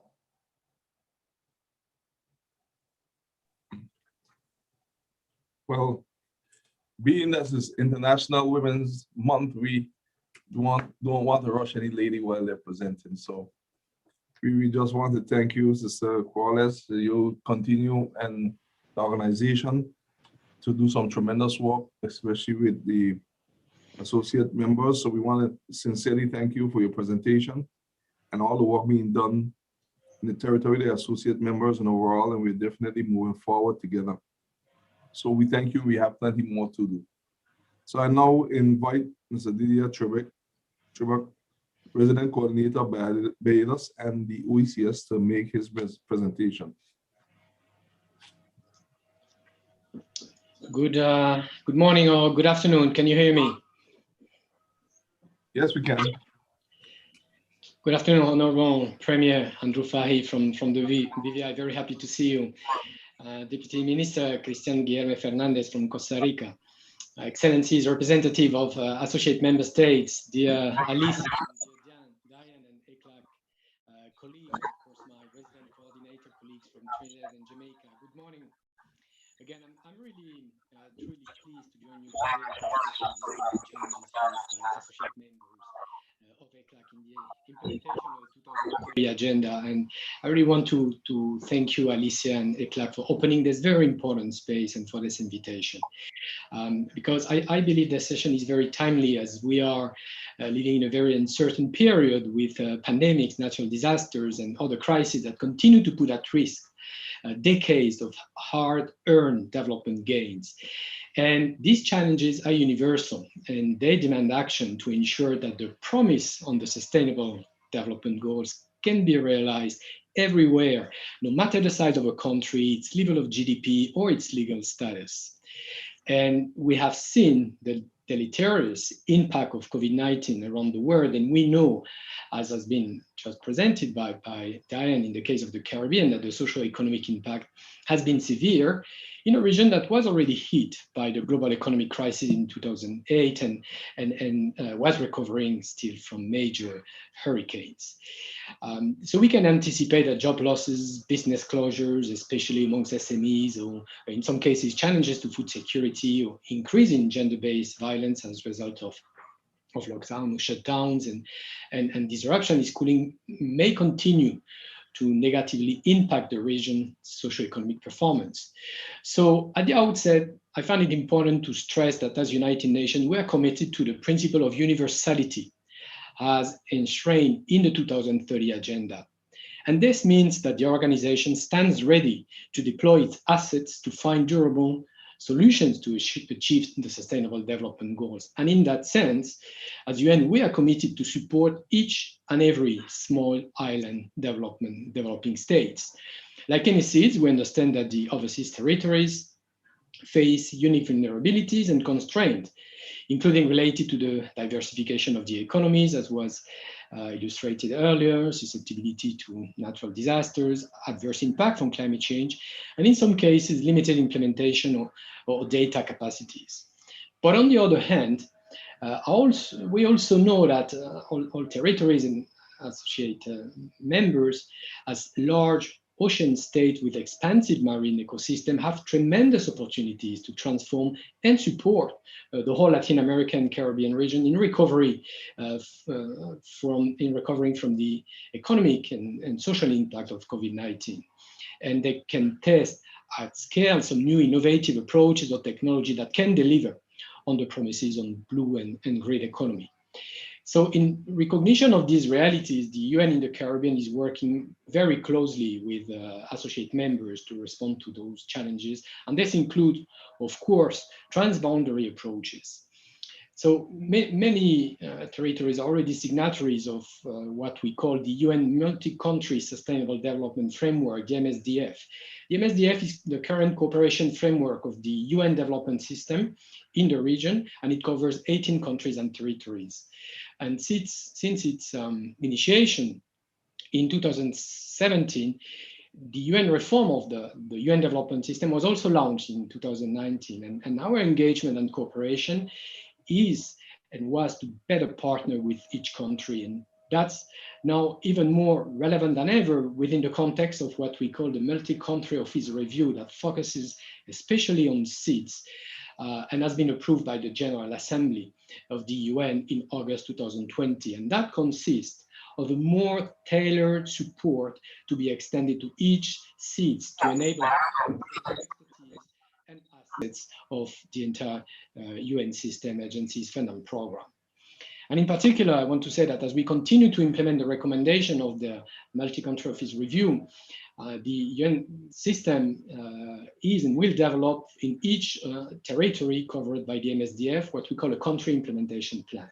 So there we serve as a strategic tool to jointly define a coherent and tailored engagement in one space of what the whole UN system will do with each territory. And hopefully we can build through this mechanism solid partnerships in priority areas that you wish to pursue in light of you need to achieve the SDGs or the Samoa pathway. Moreover, under the recommendation approved by the UN ECOSOC, seeds money was earmarked to the various multi-country offices of the resident coordinator of the region to enable this joint coordinated approach of the UN system, including with the various territories. So, Premier, let me share some concrete examples of some of the ongoing engagement. It's not meant to be exclusive, but it will give you some idea of how we go about it or what we're doing or what we have done. For example, If you allow me, let me start with BVI, because this is very well illustrated with the fruitful cooperation we have there. And the UN system, for example, support the mainstreaming and acceleration of progress on the SDGs. I mentioned the Sustainable Development Planning work that is extended by ECLAC, whereas an agency like UNDP is strengthening its cooperation to support the Blue Economy agenda, and hopefully with more agencies that will come on board, and that is consistent with the 2030 agenda, but also the Paris Agreement on climate change. So significant strides were also made under the various COVID UN socio-economic framework that you mentioned, Premier, and with a view to protect the most vulnerable and leaving no one behind. In our case here in the Eastern Caribbean, the UN multi-sectoral response plan to COVID-19 and funding appeal was launched last year in May, but it has been since then expanded this year to respond to the additional emerging, what we qualify as long-term needs, inclusive for the overseas territories. As an example on what we do under this MRP, there have been human and economic assessment of impacts report that were prepared for BVI and Anguilla last year. And this is a joint initiative of UNICEF, UN Women and UNDP intended to support relief and recovery efforts through fiscal, regulatory and social policy proposals, as was also presented a bit earlier. Moreover, in the case of the BVI, we have recently embarked on a new joint program with UNICEF, WFP, ILO coming together to support shock responsive social protection and promote employability, with a view always to mitigate the socio-economic impacts of COVID-19. And interestingly, this comes with a grant funded through the Global COVID Trust Fund that was launched by the UN Secretary General last year. And I mentioned that because even though there are very well-known limitation to access funding for associate members, but this demonstrate that there also exist some ways to innovate and to extend additional support.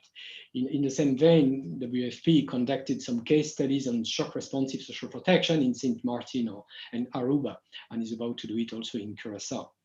I want to mention PAHO and WHO because similarly, PAHO has been offering constant technical assistance for COVID response to the associate members, and PAHO has also in many cases a physical presence, such as in Anguilla, Bermuda, the BVI, or Cayman Island. And this is something we would and wish to replicate as the broader UN system and the coordination system.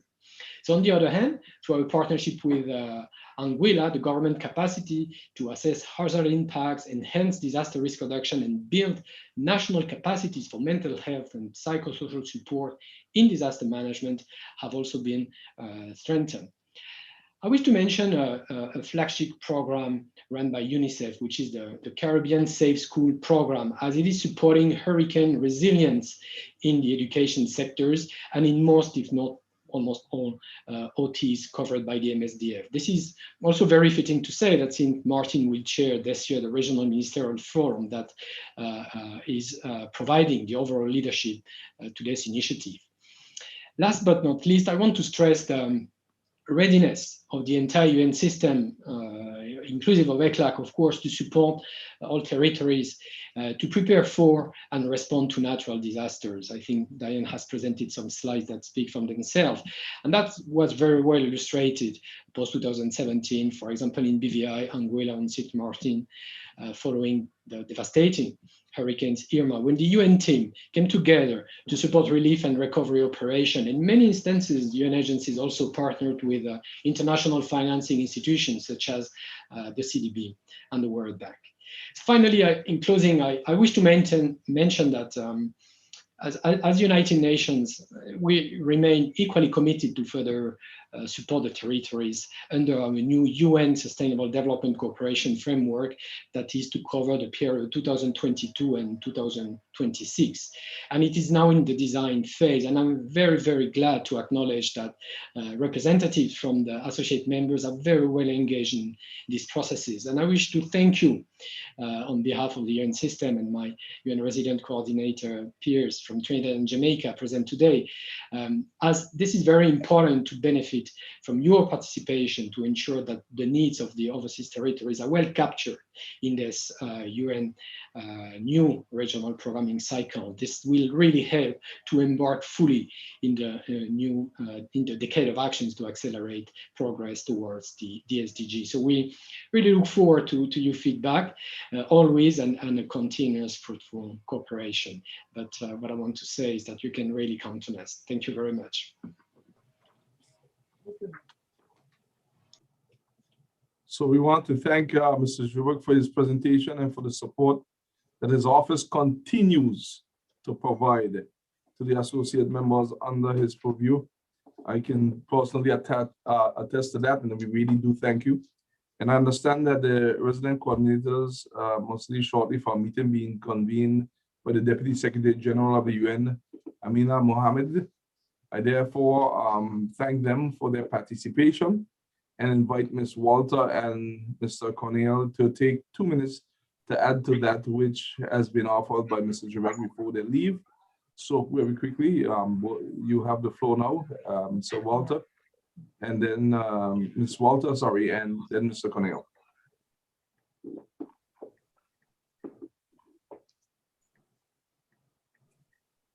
Okay, that one is funny. So since don't seem to be our speakers list, and I give the floor to Ms. Joycelyn Cruz, Special Advisor on Multilateral Affairs and Chair, National SDG Aruba Commission. Ms. Cruz, you have the floor. Thank you.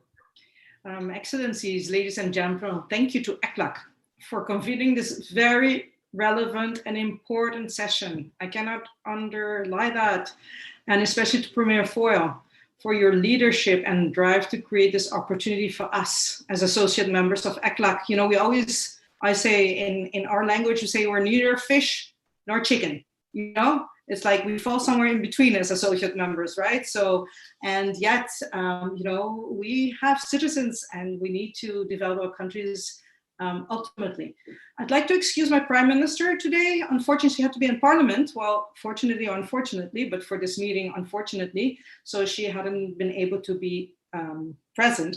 I just want to be very practical, you know, and really see what the challenges are for us with the SDGs. I think, Ms. Qualls, thank you for your great presentation. I think you have highlighted our vulnerabilities like no other, right? And I always say, unfortunately, you know, the reality is that hurricanes, climate change, external shocks do not distinguish between our constitutional status, right? They don't choose us, we're there, and our needs are great. And, you know, being with other countries doesn't mean that we get the development cooperation. Access to financing, right? And with the imposed conditionalities makes it extremely very difficult for us to be able to implement a sustainability agenda. You know what? I wanted to just highlight how we are able actually to assess, to identify our challenges, because it's crucial in the way we work with multilateral organization, right? So just very quickly, you know, to developing our SDG implementation roadmap, we did that with ECLAC. Thank you, ECLAC and UNDP, as we mentioned, and the development of our national strategic plan through that process as well, with assistance from UN Stats and other UN agencies. We are able as well to look at some of our vulnerabilities in addition to and also through the review of our national strategic plan by UNDESA specifically. So we got help again from another UN institution. And then as well in terms of developing our COVID-19 master plan, repositioning our SILs, we had the help of UNDP and UNDESA, as well as the regional resident coordinator office to help us assess this. You know, when we reach out to all UN agencies to help us this, because we feel that it's crucial. Multilateral organizations offer this, you know, this impartiality and the ability to look internally and to recalibrate our own development processes, right? And then very important in terms of identifying where our challenges are is that we were able to perform a gap analysis of the capacity of our civil servants and NGOs based on the competencies required for implementation of the SDGs. We did this with, we had some limited seed funds left for our development cooperation that had graduated from the Netherlands. And as the SDG Commission, we decided to invest these funds in capacity building our civil servants. Very crucial, because how can we implement the SDGs without our civil service having the necessary competencies and of course, be able to also strengthen our institutional capacities, right? So yes, we cannot do this on our own. So I really wanted to highlight how we've done this in partnerships locally with internal partners, but also of course, with the UN, and the regional organizations. It takes that effort for us to be able to do it. And again, it's like I always say, if you cannot enter to the door, you enter to the window. And I think ECLAC knows, I have this representation from being a pest, I think, and trying to, because it's not easy, when everything is closed, you really have to go everywhere and try to see where you can get help and assistance to be able to really do the best planning that you can, and also be able to recalibrate, when you need to recalibrate. So I really quickly want to highlight the 3 core challenges that we see. Transformation, SDGs is about transformation.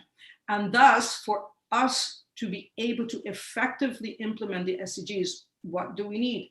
I repeat, relevant competencies and additional technical and policy expertise and knowledge service across the board to build our capacities, right? So education, knowledge basically is what we need, really. And then to support this as well, to support the implementation in the world that we face now, is digital transformation, how crucial digital transformation is to effectively implement. This is needless to say. And this requires a shift in mindset, of course, again, capacity, and a tremendous human and financial resources. We need to learn these new ways of doing things, this transformative way of doing things. And then last but not least is the access to finance, right? Which for us as non-independent middle or high income countries is a daunting task. Despite our high vulnerability, as we see, is access to the finance, to the bonds, the blue, green bonds that there are, we are excluded from these. Yet, as Diane has shown, look at our vulnerabilities. So we need a new economic models. We need to redefine and see how we look at development. This requires a total transformation as well in terms of the criteria for eligibility. And ECLAC has been doing great work. So I really, really appreciate Alicia's, going and pushing the agenda forward for us as well, as non-independent countries, because our challenges and our tasks are daunting, and we also have the right, to develop our countries. And we want to create better lives. We want to leave no one behind, but we cannot do it alone. We need to do it in partnerships, and we need the human and financial and technical assistance and resources to be able to do this. So, I could enumerate many other challenges that we have in terms of strategic planning, in terms of, our challenges in terms of, having the right data. We're still struggling with that. We're still looking for help with that, and creating and localizing the indicators, being able to develop and monitor and evaluation systems. Our needs are great because of us all being in small undeveloped states. Very often what you get is the same people involved in everything, right? Because we have a small group of people working on many things, right? So, and it's very difficult. And also many of us have limited research and knowledge institutions. So that's why it makes our reliability on the knowledge that we can get for abroad extremely strong, and in addition to the technical assistance, because if we don't have these in-house, where else are we going to get it, right? It's just very, very practical, and as well, these 4-term short political cycles, It's part of our democracy. Yet it also precludes us almost from looking at things in a more coherent, right? So for policy, SDGs requires that we work integratively, right? And we need to look at how to foment better policy coherence across the board in order to be more impactful, in order to be able to leverage the limited resources we have most effectively. And we have to get out of that siloed thinking, that these short-term processes also encourage into the long-term process. Thinking long-term also helps us think short-term and helps us also get these short-term gains that we need to achieve anyways. So, but that's why, again, my point is, let's all work together in greater partnerships with the region and with all the UN institutions to be able to achieve these goals and leave no one behind. Thank you very much.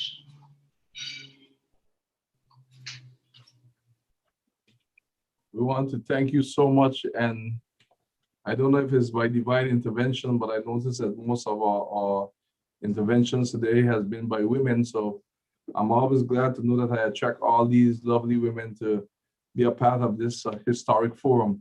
And I found your deliberations quite interesting. So I want to thank you, Ms. Corres, for your contribution. And now we give the floor to Ms. Vanessa Torre, Director, Foreign Economic Cooperation Division in the Ministry of Economic Development of Curacao. Ms. Torre, you have the floor. Thank you very much, Excellencies, distinguished delegates, ladies and gentlemen. I think protocol has been observed, but I still would like to begin my intervention by thanking ECLAC for this opportunity. And also, I would like to apologize for the Prime Minister of Curacao, as he had to attend another important meeting, but still sent his wishes for a fruitful meeting. Ladies and gentlemen, Curacao, as all SIDS, suffered a great impact due to the COVID-19 pandemic. As many other SIDS, Curaçao's tourism industry, as one of the most thriving industries for Curacao, came to a total standstill in 2020. This affected many segments of the economy, which are directly or indirectly dependent on a thriving tourism market. The current government finances are facing hard time, as many other developing countries are in these times. In these demanding times, we have to join forces and work together to confront our challenges. The collaboration, support and knowledge and capacity exchange, but also financial support is something that is much needed. Curaçao, as part of the Kingdom of the Netherlands, has received a substantial financial support in the form of a loan for the local social support, but also for the SMEs and enterprises in order to maintain decent work and foster little by little economic growth. With this support, Curaçao is gradually building back to alleviate the situation for a short term, combined with Curaçao's own effort to finance rapidly the emerged reality of a socio-economic deficit created by the COVID-19 pandemic. Precisely during this time, Curaçao has aspired to thrive for more diversification in its economy, work on reducing vulnerabilities which threaten the health of the economy and the well-being of the citizens. Aside from all the challenges, the COVID-19 pandemic has also brought several opportunities and accelerated and kickstarted several initiatives. It has made us try out different approaches, but also strengthened our current efforts. Embracing technology has been one of the key characteristics in all of the efforts done by Curaçao to keep advancing on several areas. Regarding specifically the SDG implementation process, the current pandemic pushed us into the virtual reality, and in doing so, the National SDG Commission of Curaçao managed to organize our first SDG Action Week meeting, held completely virtual with a wide variety of stakeholders with a range of local and international speakers. This has led us also to local and inter-island collaborations between Aruba, Curaçao, and St. Martin, but also with the countries of the Dutch Kingdom. So next to Aruba, Curaçao, and St. Martin, also the Netherlands. Also, as part of the mission of the SDG National Commission, the acknowledgement of the need for strengthening internal monitoring systems for follow-up on progress on national planning instruments has been addressed by establishing the first National Statistical Council consisting of the official data providers on Curaçao. Additionally, through a small working group, Curaçao is working on a national dashboard tasked with programming a reporting tool on national statistics that include national targets to achieve the SDGs, the priority SDG goals, and social economic indicators. Furthermore, Curaçao continued to develop other ways and thinking and embrace the new global trends, developments, and initiatives that will develop our economy in a resilient and sustainable way. Recently, Curaçao launched its program for remote workers, digital nomads, hibernators, and investors. This morning, I had the pleasure and honor to host the first meeting and launch of the National Curaçao Export Council. The Curaçao Export Council is an independent council that will support the implementation of the National Export Strategy for Curaçao, which focuses on 6 priority sectors for Curaçao: educational services, port and maritime services, tourism, creative industries, international financial services, and IT. The National Export Strategy for Curaçao will build the necessary resilience, ingrain sustainability, and improve diversification. For this National Export Strategy, Curaçao is working with a UN agency, which is the International Trade Center in Geneva. This is a UN and WTO agency combined. In all its efforts, Curaçao has continued to focus on its priority SDGs, being SDG 1, 3, 4, 7, and 8. These priority SDGs are the drivers for policy plans and programs. This does not mean that the other SDGs will not be incorporated, but are brought in on continuing basis. For example, we just released the Climate Change Policy Assessment, that's SDG 13, and we have developed a new water policy, which is SDG 6. Ladies and gentlemen, we are moving ahead to a new era, a new normal, and new ways of working and doing things. It is inevitable that some changes will take place, or we are forced to make these changes. Change will take time, but in the end, by continuing to adhere to the principles of the Agenda 2030, universality, integration, and leaving no one behind, at the end, the results will be seen. And the next time a region must face global adversity, it will find us, our institutions, and our economy more prepared and more resilient to build forward better. We believe in island-to-island support, and maybe with the support of ECLAC, we can give content to this island-to-island support. I thank you on behalf of the government of Curaçao. I thank you, Mr. Torre, for your statement. And I want to say that when the history is written for this meeting, it will remember a few things: the effort of ECLAC and the UN with associate members. And it will remember that it was a time when there was significant contribution by many women of power. So I thank you. And now we give the floor to Mr. Ronnie James, Executive Director, Office of the Premier Local Government and Community of the Turks and Caicos Islands. Mr. James, you have the floor.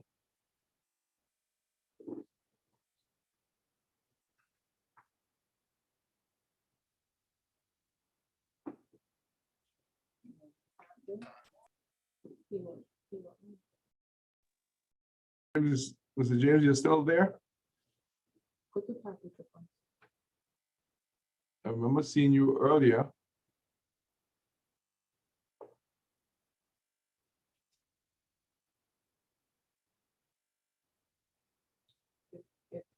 Okay. Anyone else want to take the floor? I understand, Mr. James, you're there. I'm seeing you there, but you're muted. Okay, is anyone else that might have been passed by earlier or want to take the floor now for their quick intervention? If not, I'll move on. Anyone else? Okay. Since there's no one else, I will definitely move on. I thank everyone for staying in tune with the meeting. I'll move on next to introduce someone that all of you have met already, but he's still right here, which is the Premier of the BVI, Andrew Foy, as I do my intervention. So I'd like to welcome Mr. Foy. So I thank you so much. Excellencies, ladies and gentlemen, the British Virgin Islands is pursuing sustainable development in the context of a post-disaster society. You will recall that less than 3.5 years ago, our islands and the entire society were devastated by hurricanes Irma and Maria. All the physical infrastructure built over the past 70 years was damaged or destroyed, with estimated loss and damage of $2.6 billion US, according to ECLAC.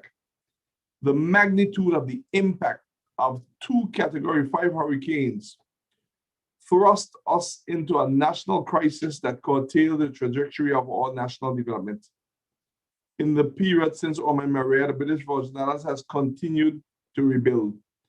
Considerable progress has been made, but recovery has been primarily on the back of our own fiscal and financial resources and loans of $115 million US from the Caribbean Development Bank. 3 years after the storm struck, the government had received no direct grants for reconstruction, except for very modest EU funding to rebuild our early warning systems and emergency financial assistance from UN agencies to support the social sector. Nonetheless, the steady pace of our recovery has moved us closer to the goal of a more resilient society. Upon assuming office in February 2019, my administration proceeded with preparation for the development of a National Sustainable Development Plan to transition the British Virgin Islands from recovery to sustainable development. We successfully began the preparatory process with the general support of ECLAC. However, our efforts were disrupted in March 2020 by the COVID-19 pandemic. The situation required us to take emergency measures that involved the redeployment of financial resources to support our health, economic, and social response to the virus. I am pleased to report that after a year of tireless efforts and expense, we are now down to 0 active cases of COVID-19. However, it has come at a great cost to the economy and society. GDP contracted by 18% in 2020, leaving many unemployed. My administration rolled out an economic stimulus package after the onset of the pandemic in order to provide economic and social support to those affected. Today, we continue to assist the vulnerable with social assistance and to provide financial support to struggling businesses. While the tourism sector reopened for business on 1st December 2020, recovery remains at the very early stages after a border closure of 9 months. However, I'm confident that with the ongoing rollout of our COVID-19 vaccination program and robust public health measures, the economy will rebound as the risk of an outbreak significantly decreases. And at this time, I'd really like to take the time to thank our brothers and sisters of the Oecs region who assisted with some vaccines, and also United Kingdom and some of our own efforts.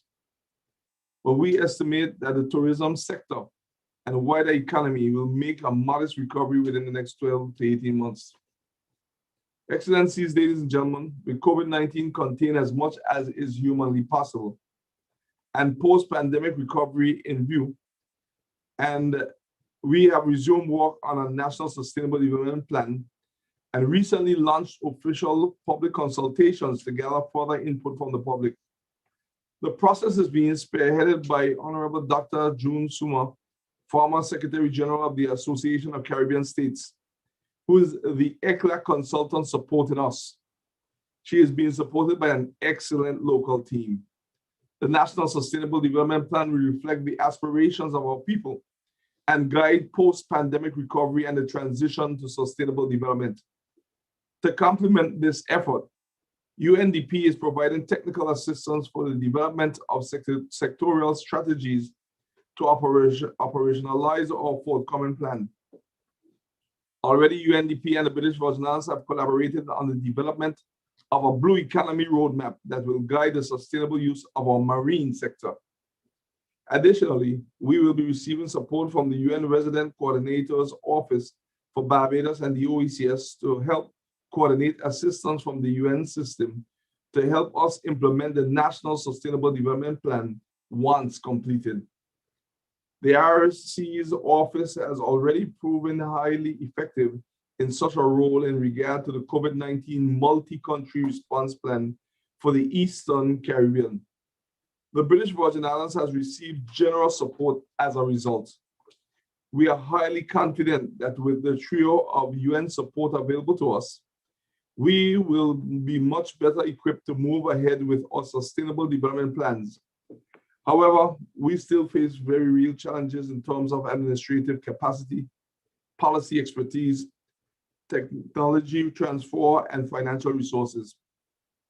We need capacity building support and technical assistance to address these challenges.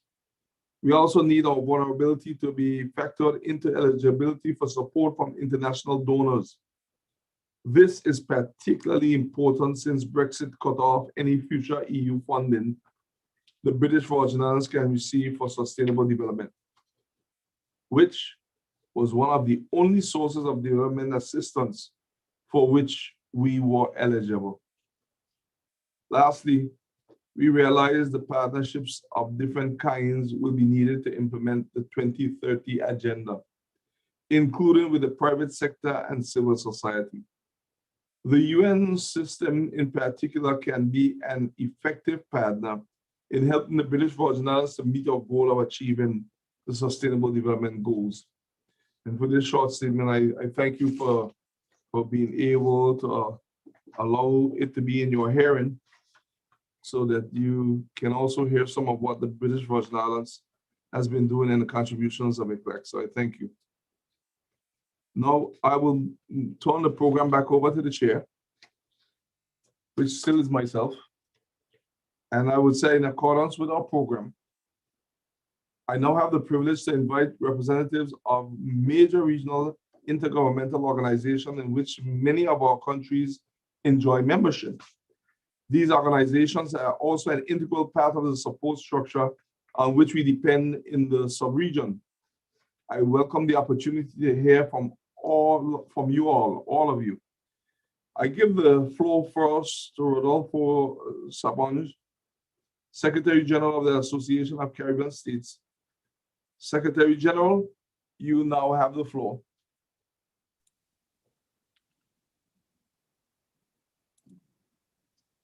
I'm trying to turn the camera on, but it won't. Can someone help with the camera? Okay.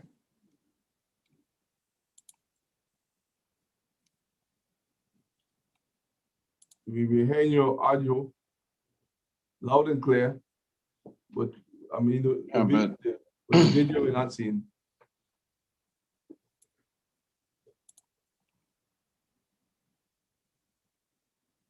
I'm not being allowed to have the camera on. Yes, probably that what you can do is begin, and then we would speak behind the scenes to ECLAC technical team, so that we could let you go ahead with the audio, and then we'll work on them to see if we get the video. Perfect. Thank you so much. Good afternoon, and thank you very much for inviting the ACS to participate in this important meeting to discuss the challenges faced by associate members of ECLAC.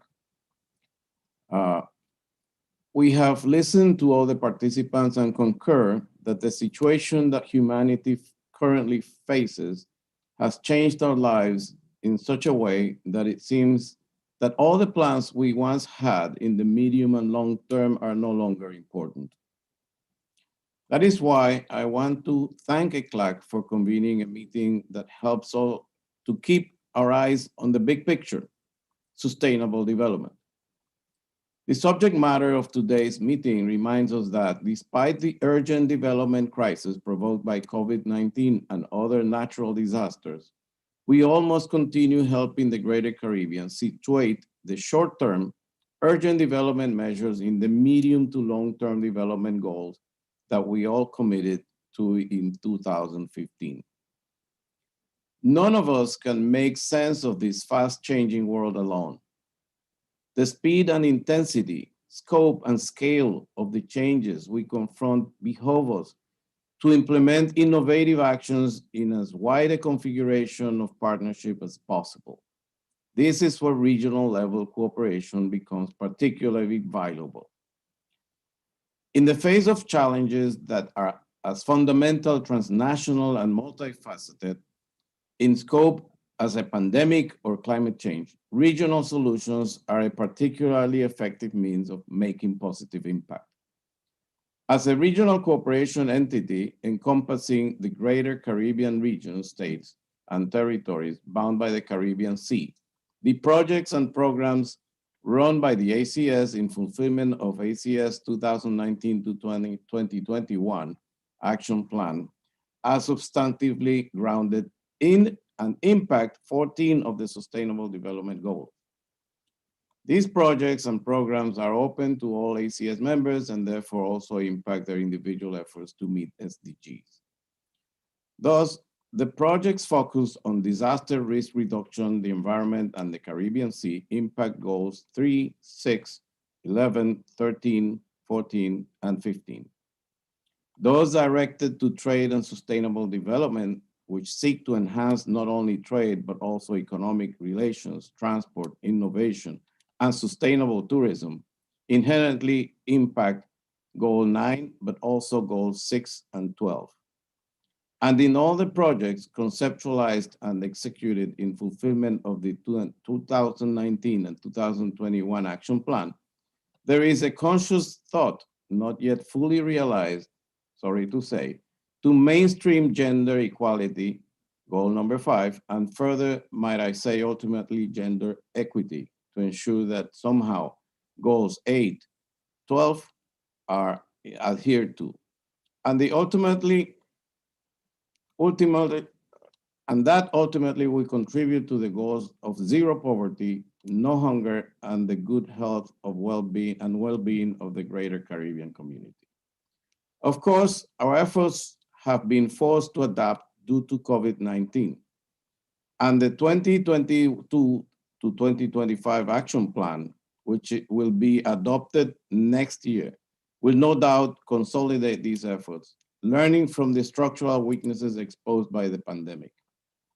I expect that the ACS will, going forward, at least have a discussion regarding how and if the Greater Caribbean tackles regional public health together, place even greater emphasis on the long-standing but now exacerbated challenges of connectivity, innovation, education, and on the protection and preservation of the Caribbean Sea.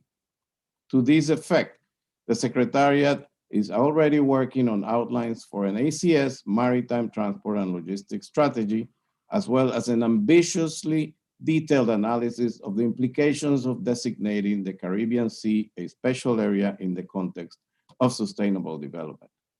Recognizing that data and analytics makes for more informed decision-making and more effective implementation, the Secretariat is also working on an observatory specifically relevant to the Greater Caribbean and mainstreaming digitalization and automation modalities into its project. I detail all this to bring home a simple point. To do development better in an increasingly interconnected world, we must do development together. Member states and associate members, regional and international organizations together, government and non-state actors. The ACS recognizes resilience must be built into to get closer to the Sustainable Development Goals, but we still have a long way to go. As a strategic platform for cooperation, incorporating states and territories, community consultation, and concerted action in the Greater Caribbean, We must amplify the impact of programs and projects. As a region, and to fulfill all these efforts, we need to successfully coordinate and articulate financial and technical cooperation coming from developed countries, international organizations, and partners, placing multilateralism at the core of our agenda. We cannot do this alone, and we need to work together so none is left behind.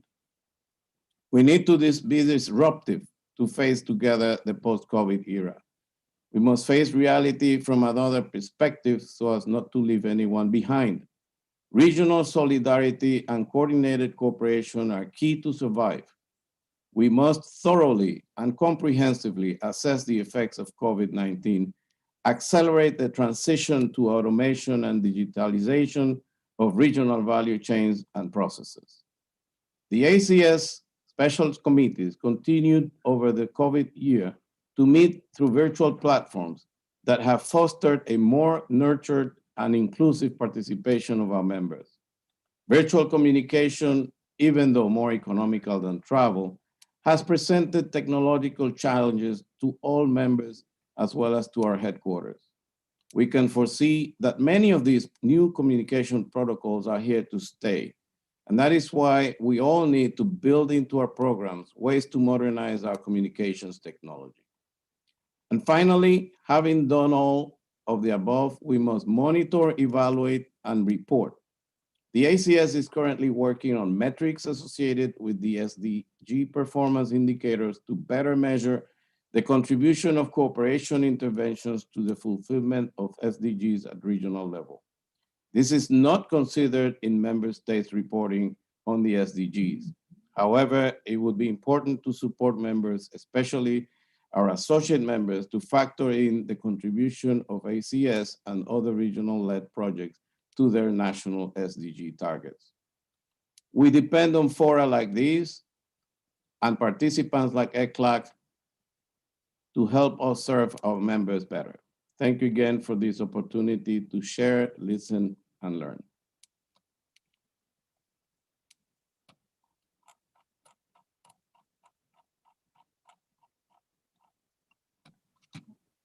I thank you so much. Sincerely, thank you, Secretary General Sobones, for your contribution. Much appreciated as usual. And I will give the floor to Dr. Douglas Slater, Assistant Secretary General for Human and Social Development of the CARICOM Secretariat. Dr. Slater, welcome. You have the floor. Thank you very much, Mr. Moderator and Honorable Premier Foy of the BVI. Other honorable participants, I think earlier I recognized Prime Minister Jacobs from St. Martin's and some other ministers if they're still present. Fellow panelists, Mr. Rodolfo Sabonghe, Secretary General of the Association of Associated States, Mr.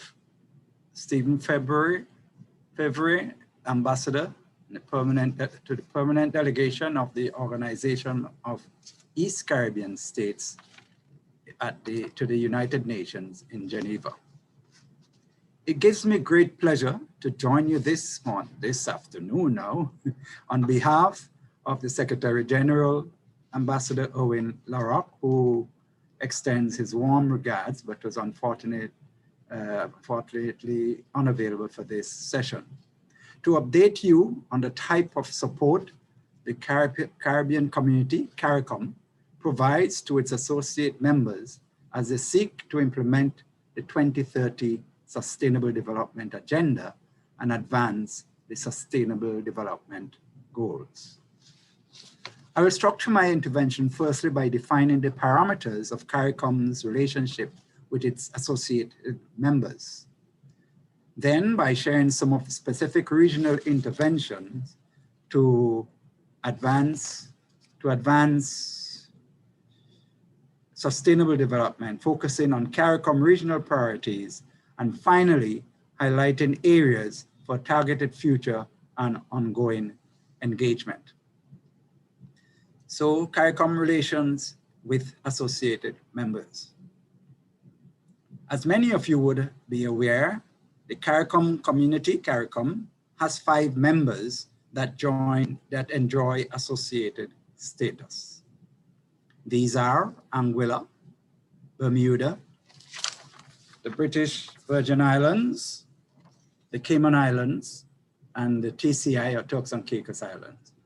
Montserrat, which enjoys an entrustment from the British government, is a full member. The nature of the obligations that have been ascribed to the current associated members primarily reflects that they are not full members of the community and as such enjoy a lighter integration experience. This integration is denoted primarily by participation in functional cooperation activities in areas of mutual interest, such as the human and social development areas of public health, education, culture, youth and women and gender affairs, sustainable development, disaster management, and the environment. Foreign affairs and security are outside the purview of associate members. So the political engagement. Associate members of CARICOM are invited to the regular meetings of the Conference of Heads of Governments of CARICOM, which is held annually in February and July, and to meetings of the various ministerial councils related to functional cooperation. In view of the priority, the community accords to democracy and good governance, election observation missions are deployed on request. The most recent occurrence was in the TCI on 19th of February of this year. The purpose of mountain observation missions is inter alia, 1, to facilitate the upholding of democracy and democratic processes in accordance with the laws and regulations of the requesting member state. 2, to provide the opportunity to observers who tend to be election officials, from member states to assess the electoral processes of members as an experience of peer review and learning. And 3, to make recommendations for improvements to the existing electoral systems. On rare occasions and cognizant of the non-independent status of associate members, the community has responded positively to requests for consultations to be carried out when internal governance difficulties have arisen. This was the case in the TCI and Anguilla. Small consultative missions were fielded, which held meetings with a wide range of political and social stakeholders, as well as the British oversight authorities, to obtain a sense of the situation. The consultative missions also serve to demonstrate and strengthen the ties between the community and the associate members while assisting in diffusing strained situations. As it relates specifically to the achievement of the Sustainable Development Goals and addressing the unique development challenges of the region, interventions are carried out in specific areas of functional cooperation. This cooperation is predicated on the fact that while we may be associate members and member states, we share geography and history that bind us, and there are clear instances where regional responses will yield the best results. Regarding disaster management, this is one such critical engagement. 5 British overseas territories are members of the Caribbean Disaster Emergency Management Agency, CDEMA, the CARICOM regional institution charged with this disaster risk management and response. These are Montserrat, Anguilla, BVI, the Cayman Islands, and TCI. The Cayman Islands is the most recent member of CDEMA, having joined in September of 2020. There is a diversity of comprehensive disaster management progress across the overseas territories. The OTs are also classified differently by the UK as it relates to the ODA eligibility for various funding envelopes, with Montserrat and the TCI benefiting from the ODA eligibility. The OTs have tended to be ineligible to receive direct support through financing made available to the SEDEMA coordinating unit. There are, however, some special funding envelopes through which they receive direct support from the UK. All efforts are made by SEDEMA to enable participation in regional training and workshops to advance disaster preparedness.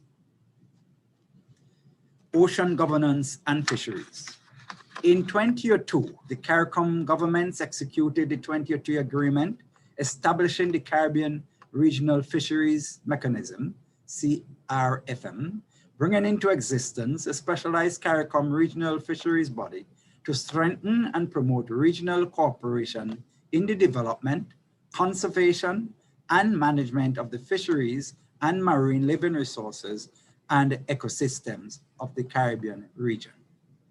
Fish stocks, although renewable, are not infinite and need to be developed and managed on a sustainable basis if their contribution to the nutritional, economic, and social well-being of the people of the region is to be sustained.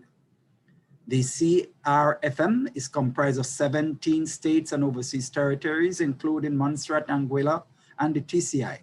As members of the CRFM, some of the benefits include, inter alia, 1, promotion of sustainable development of fishing and agriculture as a means of increasing trade and export earnings.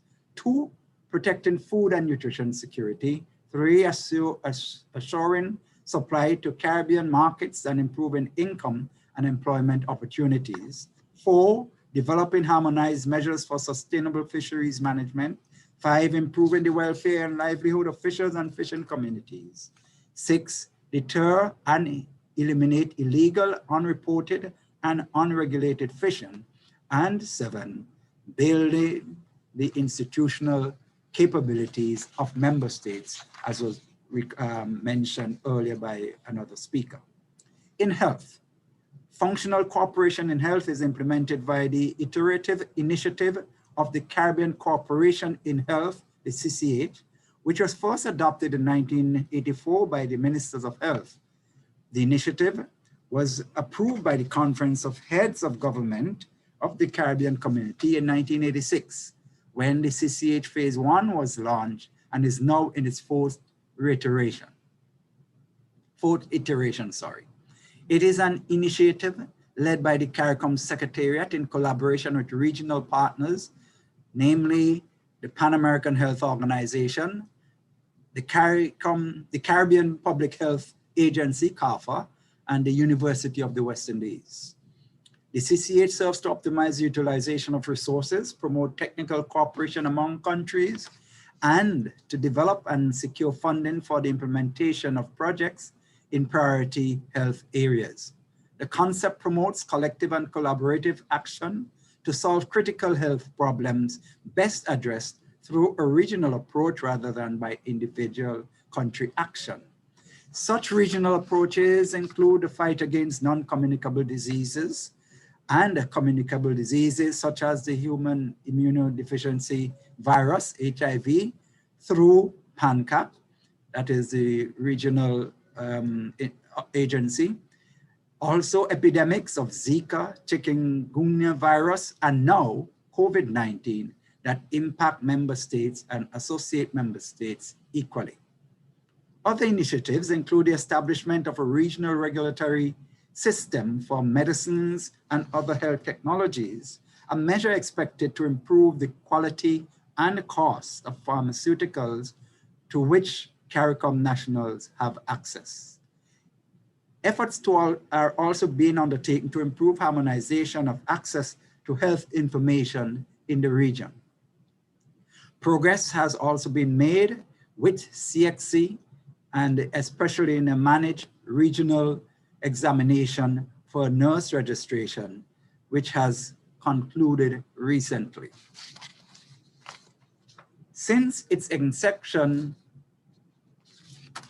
sorry, culture.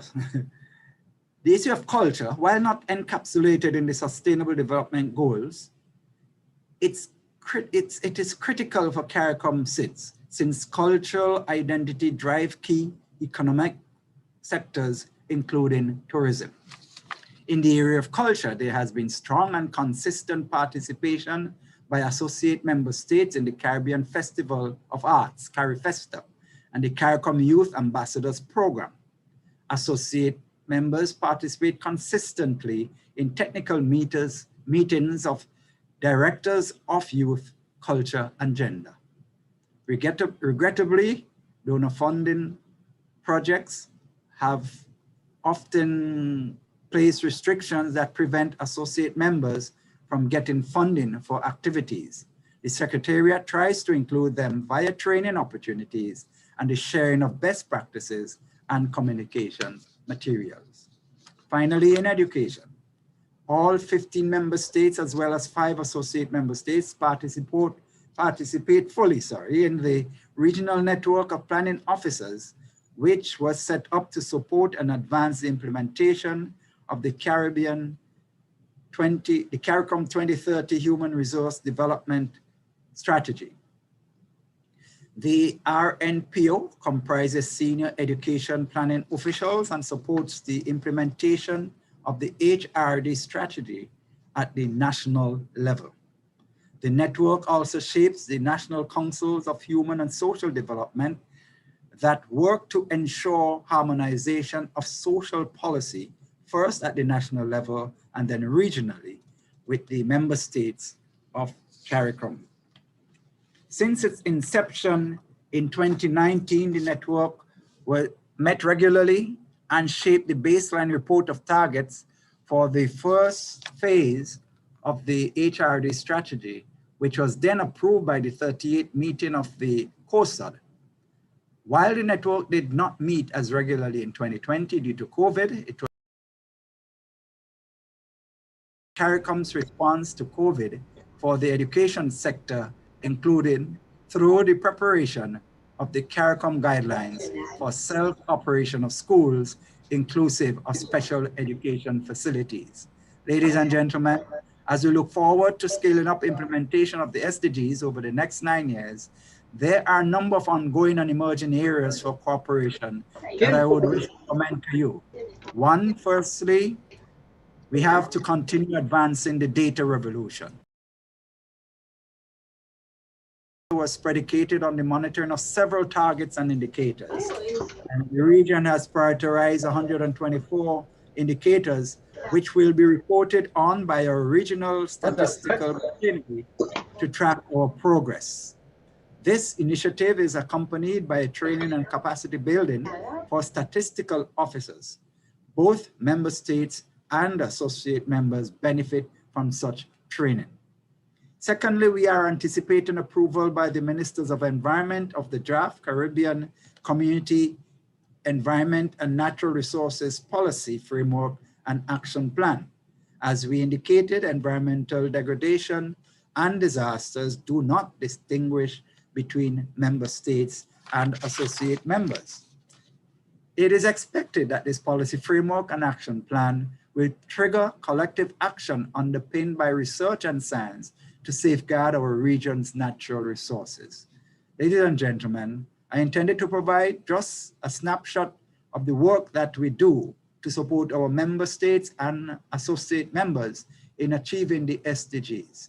It is impossible to adequately capture the full gamut of activities ongoing at the regional and national levels. You would appreciate I have not touched on several other issues such as collaboration in climate change, renewable energy, and food security. What I do hope is that this discussion, we will be able to highlight areas for enhanced cooperation amongst the 3 organizations on this panel in tandem with the UN system to move the needle forward to support our associate members. I look forward to our continued discussion and I thank you very much. Over.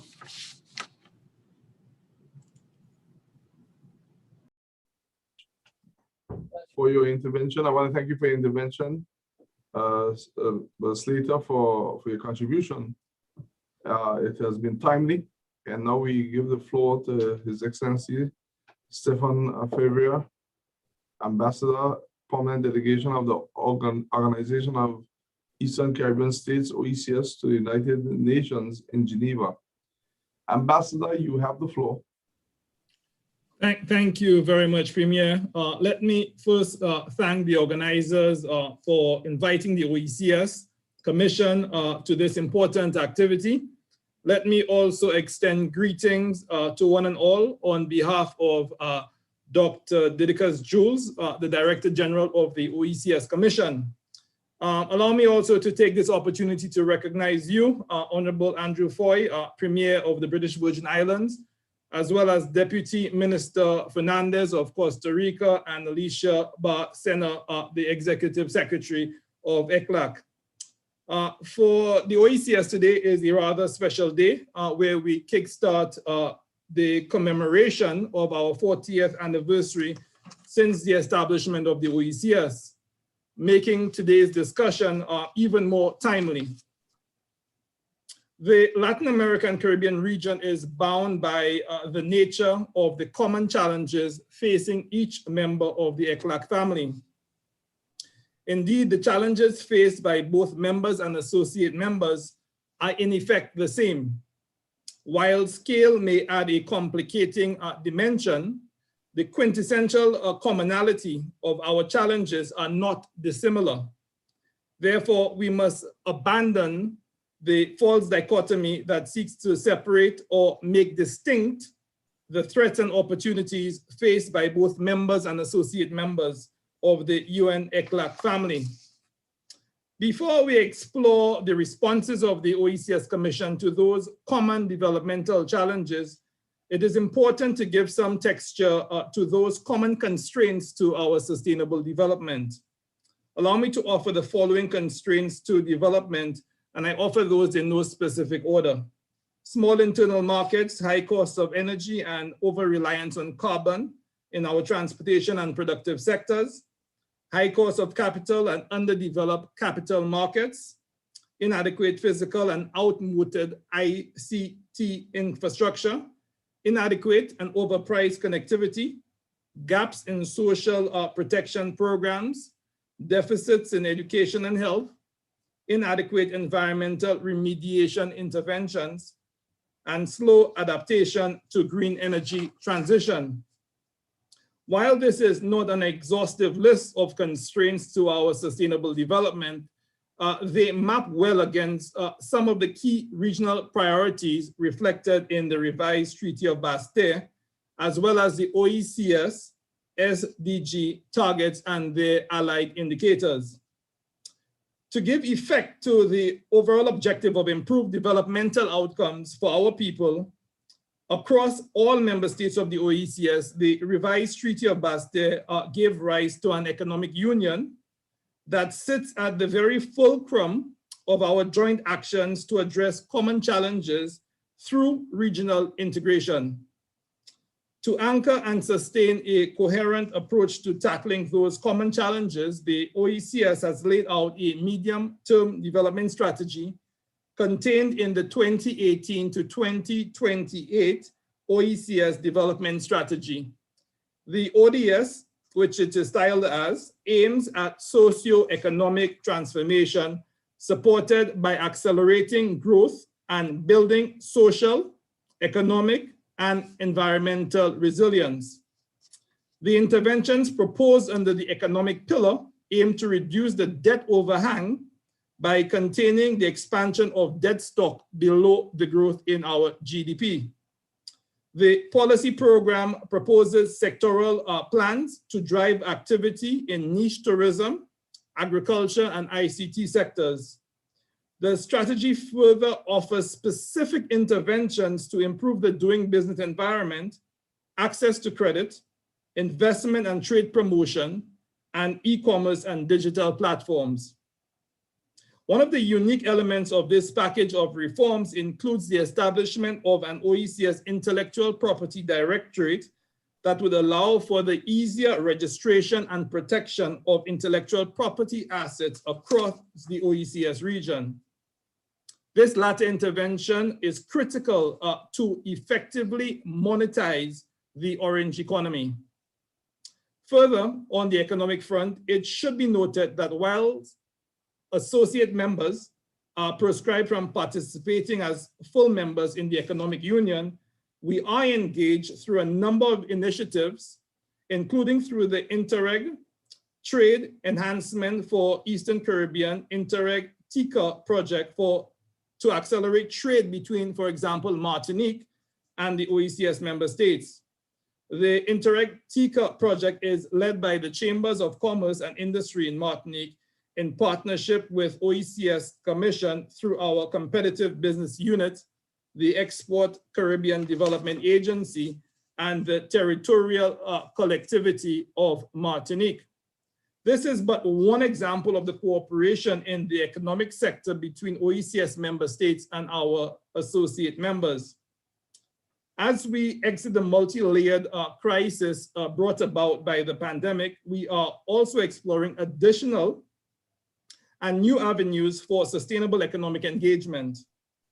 These include in the tourism sector, as well as through the OECS Blue Economy Project, as well as the OECS Blue Biotrade Project, and in the agricultural sector.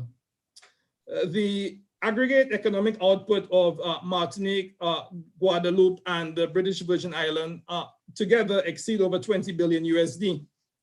Hence, cooperation in the economic sphere aimed at sustainable development must accelerate if our associate members are to benefit from the sustainability frameworks which are being developed by our member states in cooperation with the OECS Commission, particularly those that align with high-level and multilateral commitments.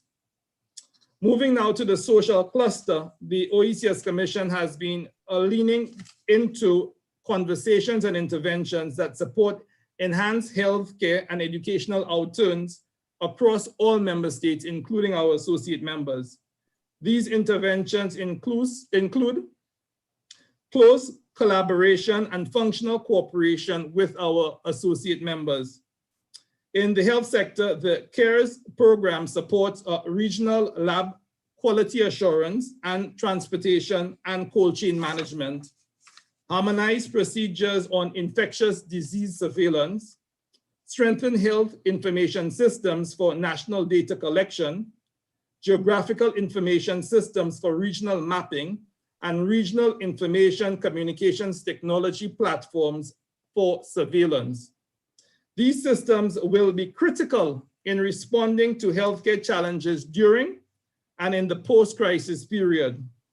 The pandemic has also advanced and forced the advance of discussions at the regional level on progressing interventions that would embed telemedicine into national and regional healthcare toolkits.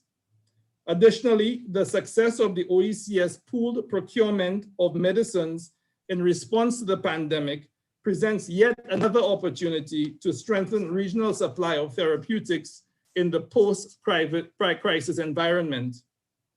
The OECS Commission is currently working with member states, including its associate members, on enhancing social protection systems, juvenile justice reform, interventions against gender-based violence, and early childhood development. Again, these interventions map very well against the OECS development strategy and specific SDG targets. Finally, on environmental sustainability, the OECS Commission is very active in addressing the central challenge of environmental management across the OECS member states. In addressing these challenges, several key themes relating to gaps across our member states have emerged. These gaps include the need for adopting community and ecosystem-based risk reduction strategies, instituting integrated and participatory approaches to reducing environmental vulnerability, strengthening existing planning, institutional, and regulatory frameworks, creating positive economic incentives for investment, water sector reform, the development of a model policy framework for green and clean energy, including plans for electric vehicle technology and improved biosafety regulations. To tap into the blue economy, the OECS Commission has established a wide-ranging portfolio of programs focusing on both the sustainable management and the development of critical marine sectors. These interventions include the Caribbean Regional Oceanscape Project, which seeks to move the OECS towards a sustainable blue economy. In all of the above, the OECS Commission continues to work in partnership with our associate members so as to ensure that the regional integration movement provides further impetus to finding common solutions to the key development challenges that confront our region. I thank you.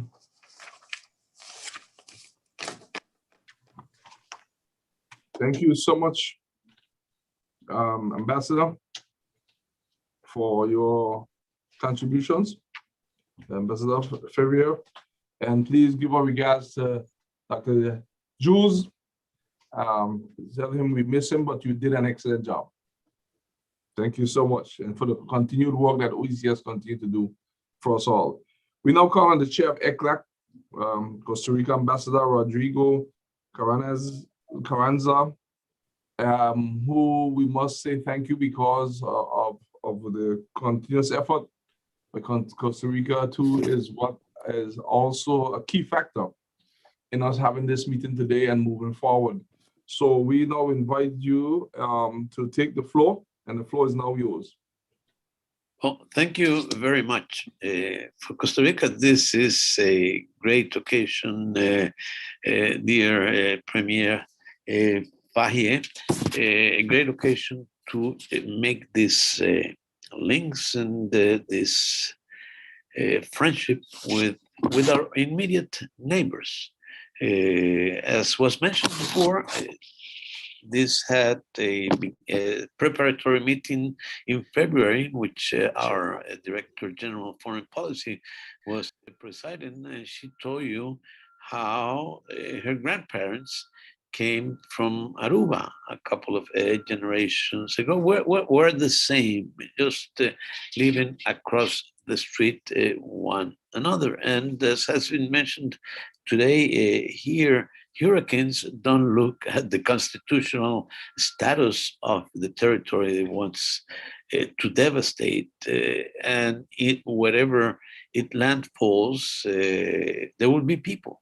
There will be people that will be affected, whose attainment of development goals will be backtracked and who have to be given that support as well as the rest of the population of all the other countries of the Economic Commission. Has been reached in discussion. We appreciate that. We appreciate being instrumental in bringing this nexus of ECLAC, in not bringing, in deepening the nexus of ECLAC, always very dedicated to the region, deepen the nexus with the associate members, about which we have learned so much. I'm very satisfied because here with us, here with me, is a young student who just began making his practice with our delegation last week.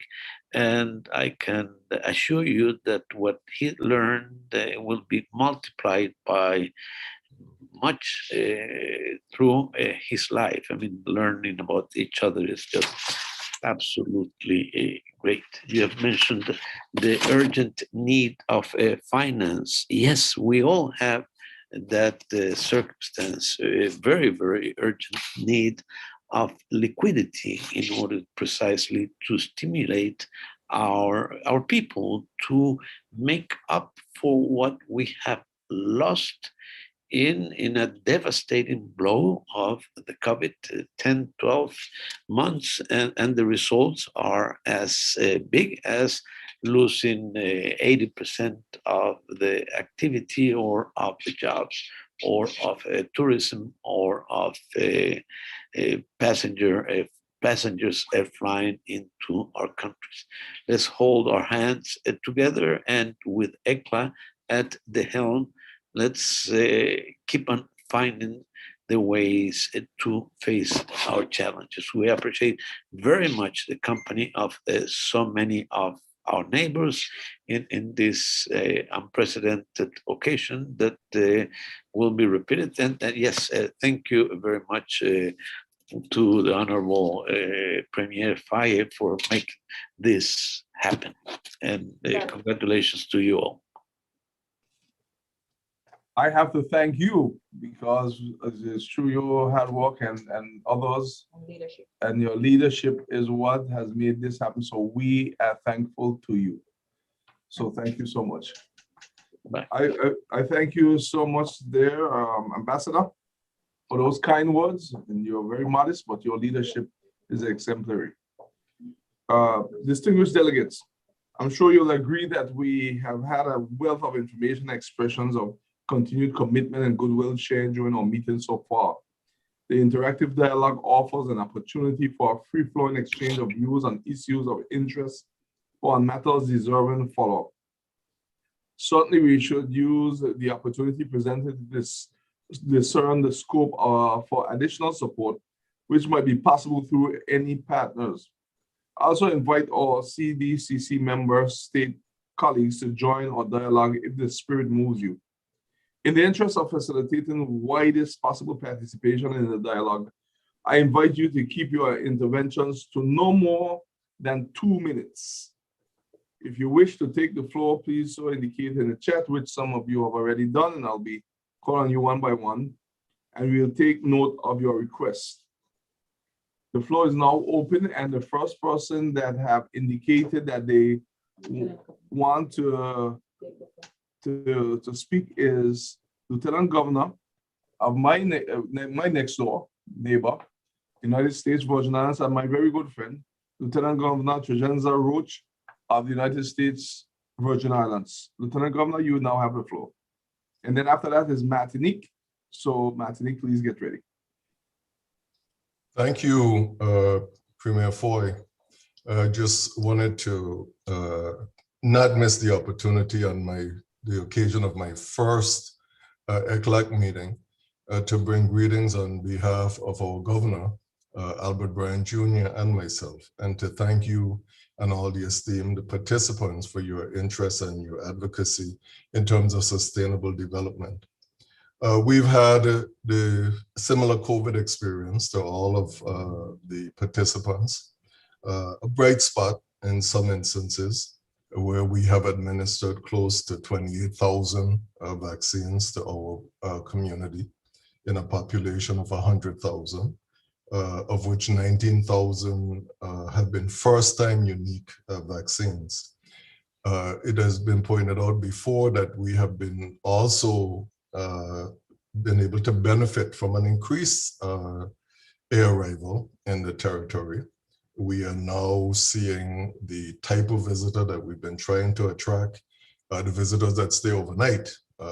We all talk about the impact on our societies of the cruise ship traffic and the limited revenue that we generate in that regard. And we've also seen a growth in our charter yacht industry.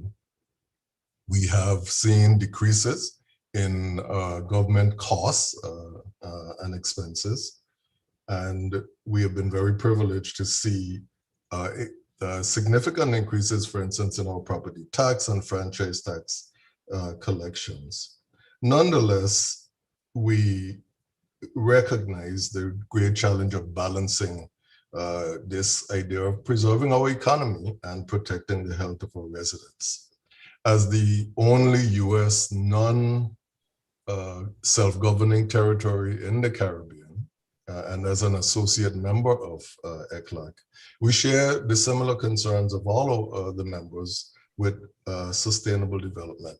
And when we look at our particular situation, where we have in one island, 75% of the land controlled by the federal government, control that extends to the shores and the fishing resources in some regards. We also have the concern with sustainable development, with bringing to our people a quality of life that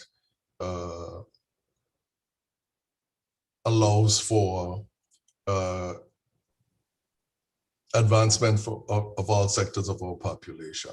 We recently became one of the goals, 17 goals addressed to education.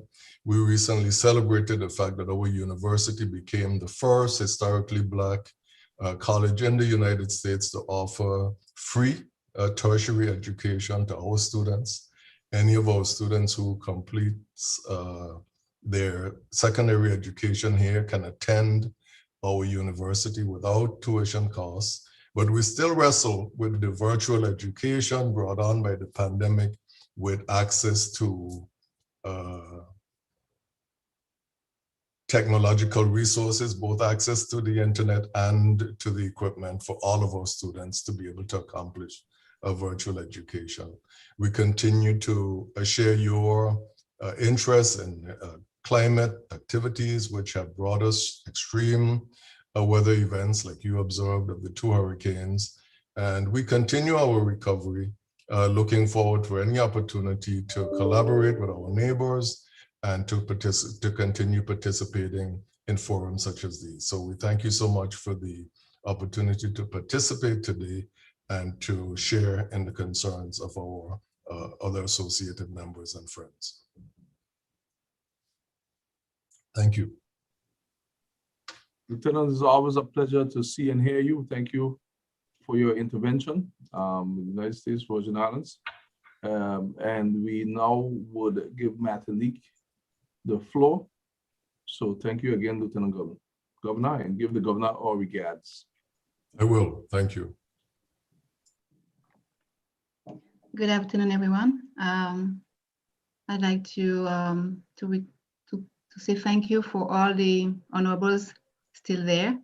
Want to send the apology for the non-participation of the President Marijan. He has a meeting this afternoon and this morning, so he could not be part of with you. We would like to thank the hosting of this meeting and the strength in trying to renew the associate members in this meeting, because this is a major challenge for us, is the status. We are associate members and we feel sometimes not like members.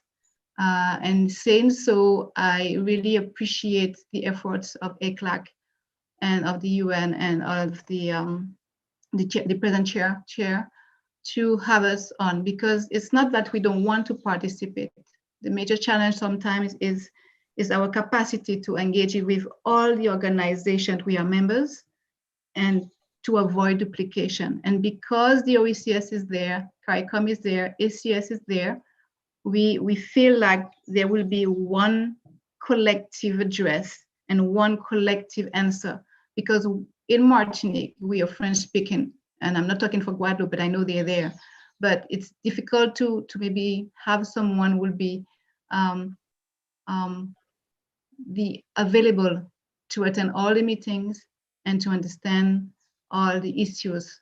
So this is for us very important. The status is very important. And I would like also to recognize the effort that was made by the ACS 2 years ago when they have the same type of meeting within, to give the floor to the associate members, because we participate, we have things to share. So our capacity to engage together is very important and reassuring in those times that where we, as I say very often, we have to go to what is important and what is essential, because we cannot duplicate, we cannot, we have to address collectively on collective challenges. So what I wanted to focus is that our status as French is quite particular in those grouping, because I was looking at the assessment done. It's mostly for those who have the capacity, who have a more autonomous power, who actually can be, you can have some statistic on them. But I want to reassure on what should be our, on our side, our major challenges. Water, even though there's plenty water, water remain and sanitary remain one of our major problem. And to it, waste management. Responsible consumption and production, yes, but waste management on an island is a great issue. We need to focus on those. Gender equality, even if you were in European zone, is also a challenge. And in all that, reducing inequality is also a challenge. And for that also, we think that if we want well-being, welfare, affordable and clean energy is also a challenge for us, and on which we should work together. This said, we want to say that we have schemes, we have plans, we are working on inland and sometimes jointly, sometimes on some issues with Guadeloupe and Saint Martin. But what we need really is it's not only financial resources. We want dedicated human being, as I said, with resources. We want long-term commitment, and financial for us is an enabling factor, but human is the key for us. Overall, what we need, what is a challenge for us, is a transformation in how we reinvent accessibility and attractivity in that time of COVID, where we have borders that are not open, and when we feel when we have constraints. So the challenge also is there. We can continue working on our land, but how can we transform? How can we reinvent accessibility and attractivity for our countries, each countries, but for the zone itself? And for me, as I said, enabling factors are human, financial, but they have to be dedicated and competent and on the right level. Thank you for your attention. Anybody else? We thank you so much there from Madnik for your intervention. We do appreciate it. We send our regards, of course, to your president, your leaders, and all your people. And we want to say that we have just a few minutes that we would allow for if anyone else. I didn't see anyone else's hand was up, or didn't see anyone put anything in the chat. But is there anyone else before we do close? Before I give my closing remarks, who would like to do an intervention? So with that, I'd like to know, so since there's no one else and we reach the end, I would just take this time as the chair to give some closing remarks. And again, I say, Excellencies, ladies and gentlemen, I will make these brief closing remarks in the spirit of the partnership that we have cemented even further. And again, God's blessings as He has helped us to have a very fruitful historic meeting. So, Famous, I just see that Famous, your hand is up. I don't want to be accused of leaving Bermuda out. So, Honorable Famous, please, you can take the floor from Bermuda. Your hand was up and I missed it. I just saw it. Please forgive me.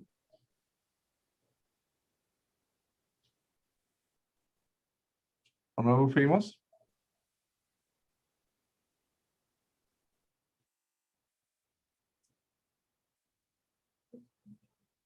No, I guess your hand was there by accident then. Okay.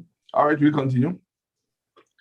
We've had excellent dialogue today regarding the challenges faced by the associate members of ECLAC in implementing the 2030 Agenda for Sustainable Development. It was important to engage the chair, executive secretary, wider UN system, regional organization, and each other on these challenges and the support that we require. It is clear that greater support to associate members is needed to advance sustainable development in terms of administrative capacity, policy expertise, technology transfer, and financial resources for post-pandemic recovery. Today, was just the beginning of the work that must be done to mainstream the associate members of ECLAC into the sustainable development of Latin America and the Caribbean. Our initial efforts have gained us participation in the Forum on Sustainable Development for Latin America and the Caribbean. However, we must now use the opportunity presented by the Forum to further engage with the wider ECLAC family. We must seize every opportunity to sensitize the non-associate members of the Commission to the common challenges we share with them in the pursuit of sustainable development, and our desire to tackle these challenges together. I sincerely believe that better understanding of the situation of the associate members will strengthen our cooperation with ECLAC and support from ECLAC and the wider UN system. I encourage every associate member to make at least one intervention this week at the 4th meeting of the Forum of the countries of Latin America and the Caribbean. I again want to sincerely thank Costa Rica as chair of ECLAC for their warm embrace of the associate members and commitment to leave no one behind. Ambassador Rodrigo Garzo, we are grateful to the chair and highly appreciative of your presence and the support of your colleague, Ambassador Adriana Solano. I would also like to thank ECLAC Executive Secretary, Ms. Alicia Barcina, and her team for their commitment and dedication to making this meeting a reality. Special thanks goes out to our very good friend also, Mrs. Diane Quales, Director of the ECLAC Sub-Regional Headquarters for the Caribbean, and her team for their unyielding support to the British Virgin Islands, the associate members of ECLAC, CDCC, and the Caribbean region as a whole. You are indispensable. Thank you also to the Secretary of the Commission of ECLAC, Mr. Luis Yanez, and his very able political officer, Ms. Lydia Jenny, for their ironclad commitment to ensuring the inclusion of the Caribbean in the work of the Commission. Last but not least, I would like to thank my own team, without whom I could not perform this role. Special thanks to my special envoy, Mr. Benito Wheatley, who continues to drive our work in this area, as well as my permanent secretary, Dr. Carolyn O'Neill Morton. And then we have Deputy Secretary, Mrs. Elvia Smith-Maduro, the Director of the International Affairs Secretariat, Ms. Najan Christopher, Assistant Secretary for External Affairs, Ms. Dwina Davis, and Program Officer, Ms. Zaria Whitley. As we close, I take this opportunity to thank everyone for attending and for the very valuable contributions. What is clear is that we as associate members of ECLAC and our partners must continue to meet to drive forward our sustainable development and deeper involvement in Latin America and the Caribbean. These are truly unconventional times, and we cannot use conventional methods in order to solve the issues at hand. So I hope that this can be done on an annual basis and recommend that this is further discussed at the next meeting of the CDCC to find a way forward. I hereby want to say that in an effort to ensure we leave no one behind, before I close, I would now still like to give the floor to Honorable Famous, who I missed, and he's right there now. So Honorable Famous, will you please take the floor? Yes, good afternoon, Honorable Premier. As protocol has been established, good afternoon, Excellencies. I bring you greetings on behalf of Premier Burt and the government and people of Bermuda. As the deputy has said earlier, we are in this together. I just want to echo the statements of the theme of no one left behind, because because of our geographical location, we often, us as Bermudians, we often get left out of the equation when it comes to Caribbean issues. Because we happen to be 1,000 miles north of where you sit right now, Honorable Premier, it makes us no less Caribbean than anyone else. And as the gentleman said earlier, when hurricanes come, they don't look at jurisdictions and say, no, we're not going to go there because they are whatever constitutional. So I just want to thank yourself, the staff of ECLAC, for including us and ensuring that we are not left behind. Thank you.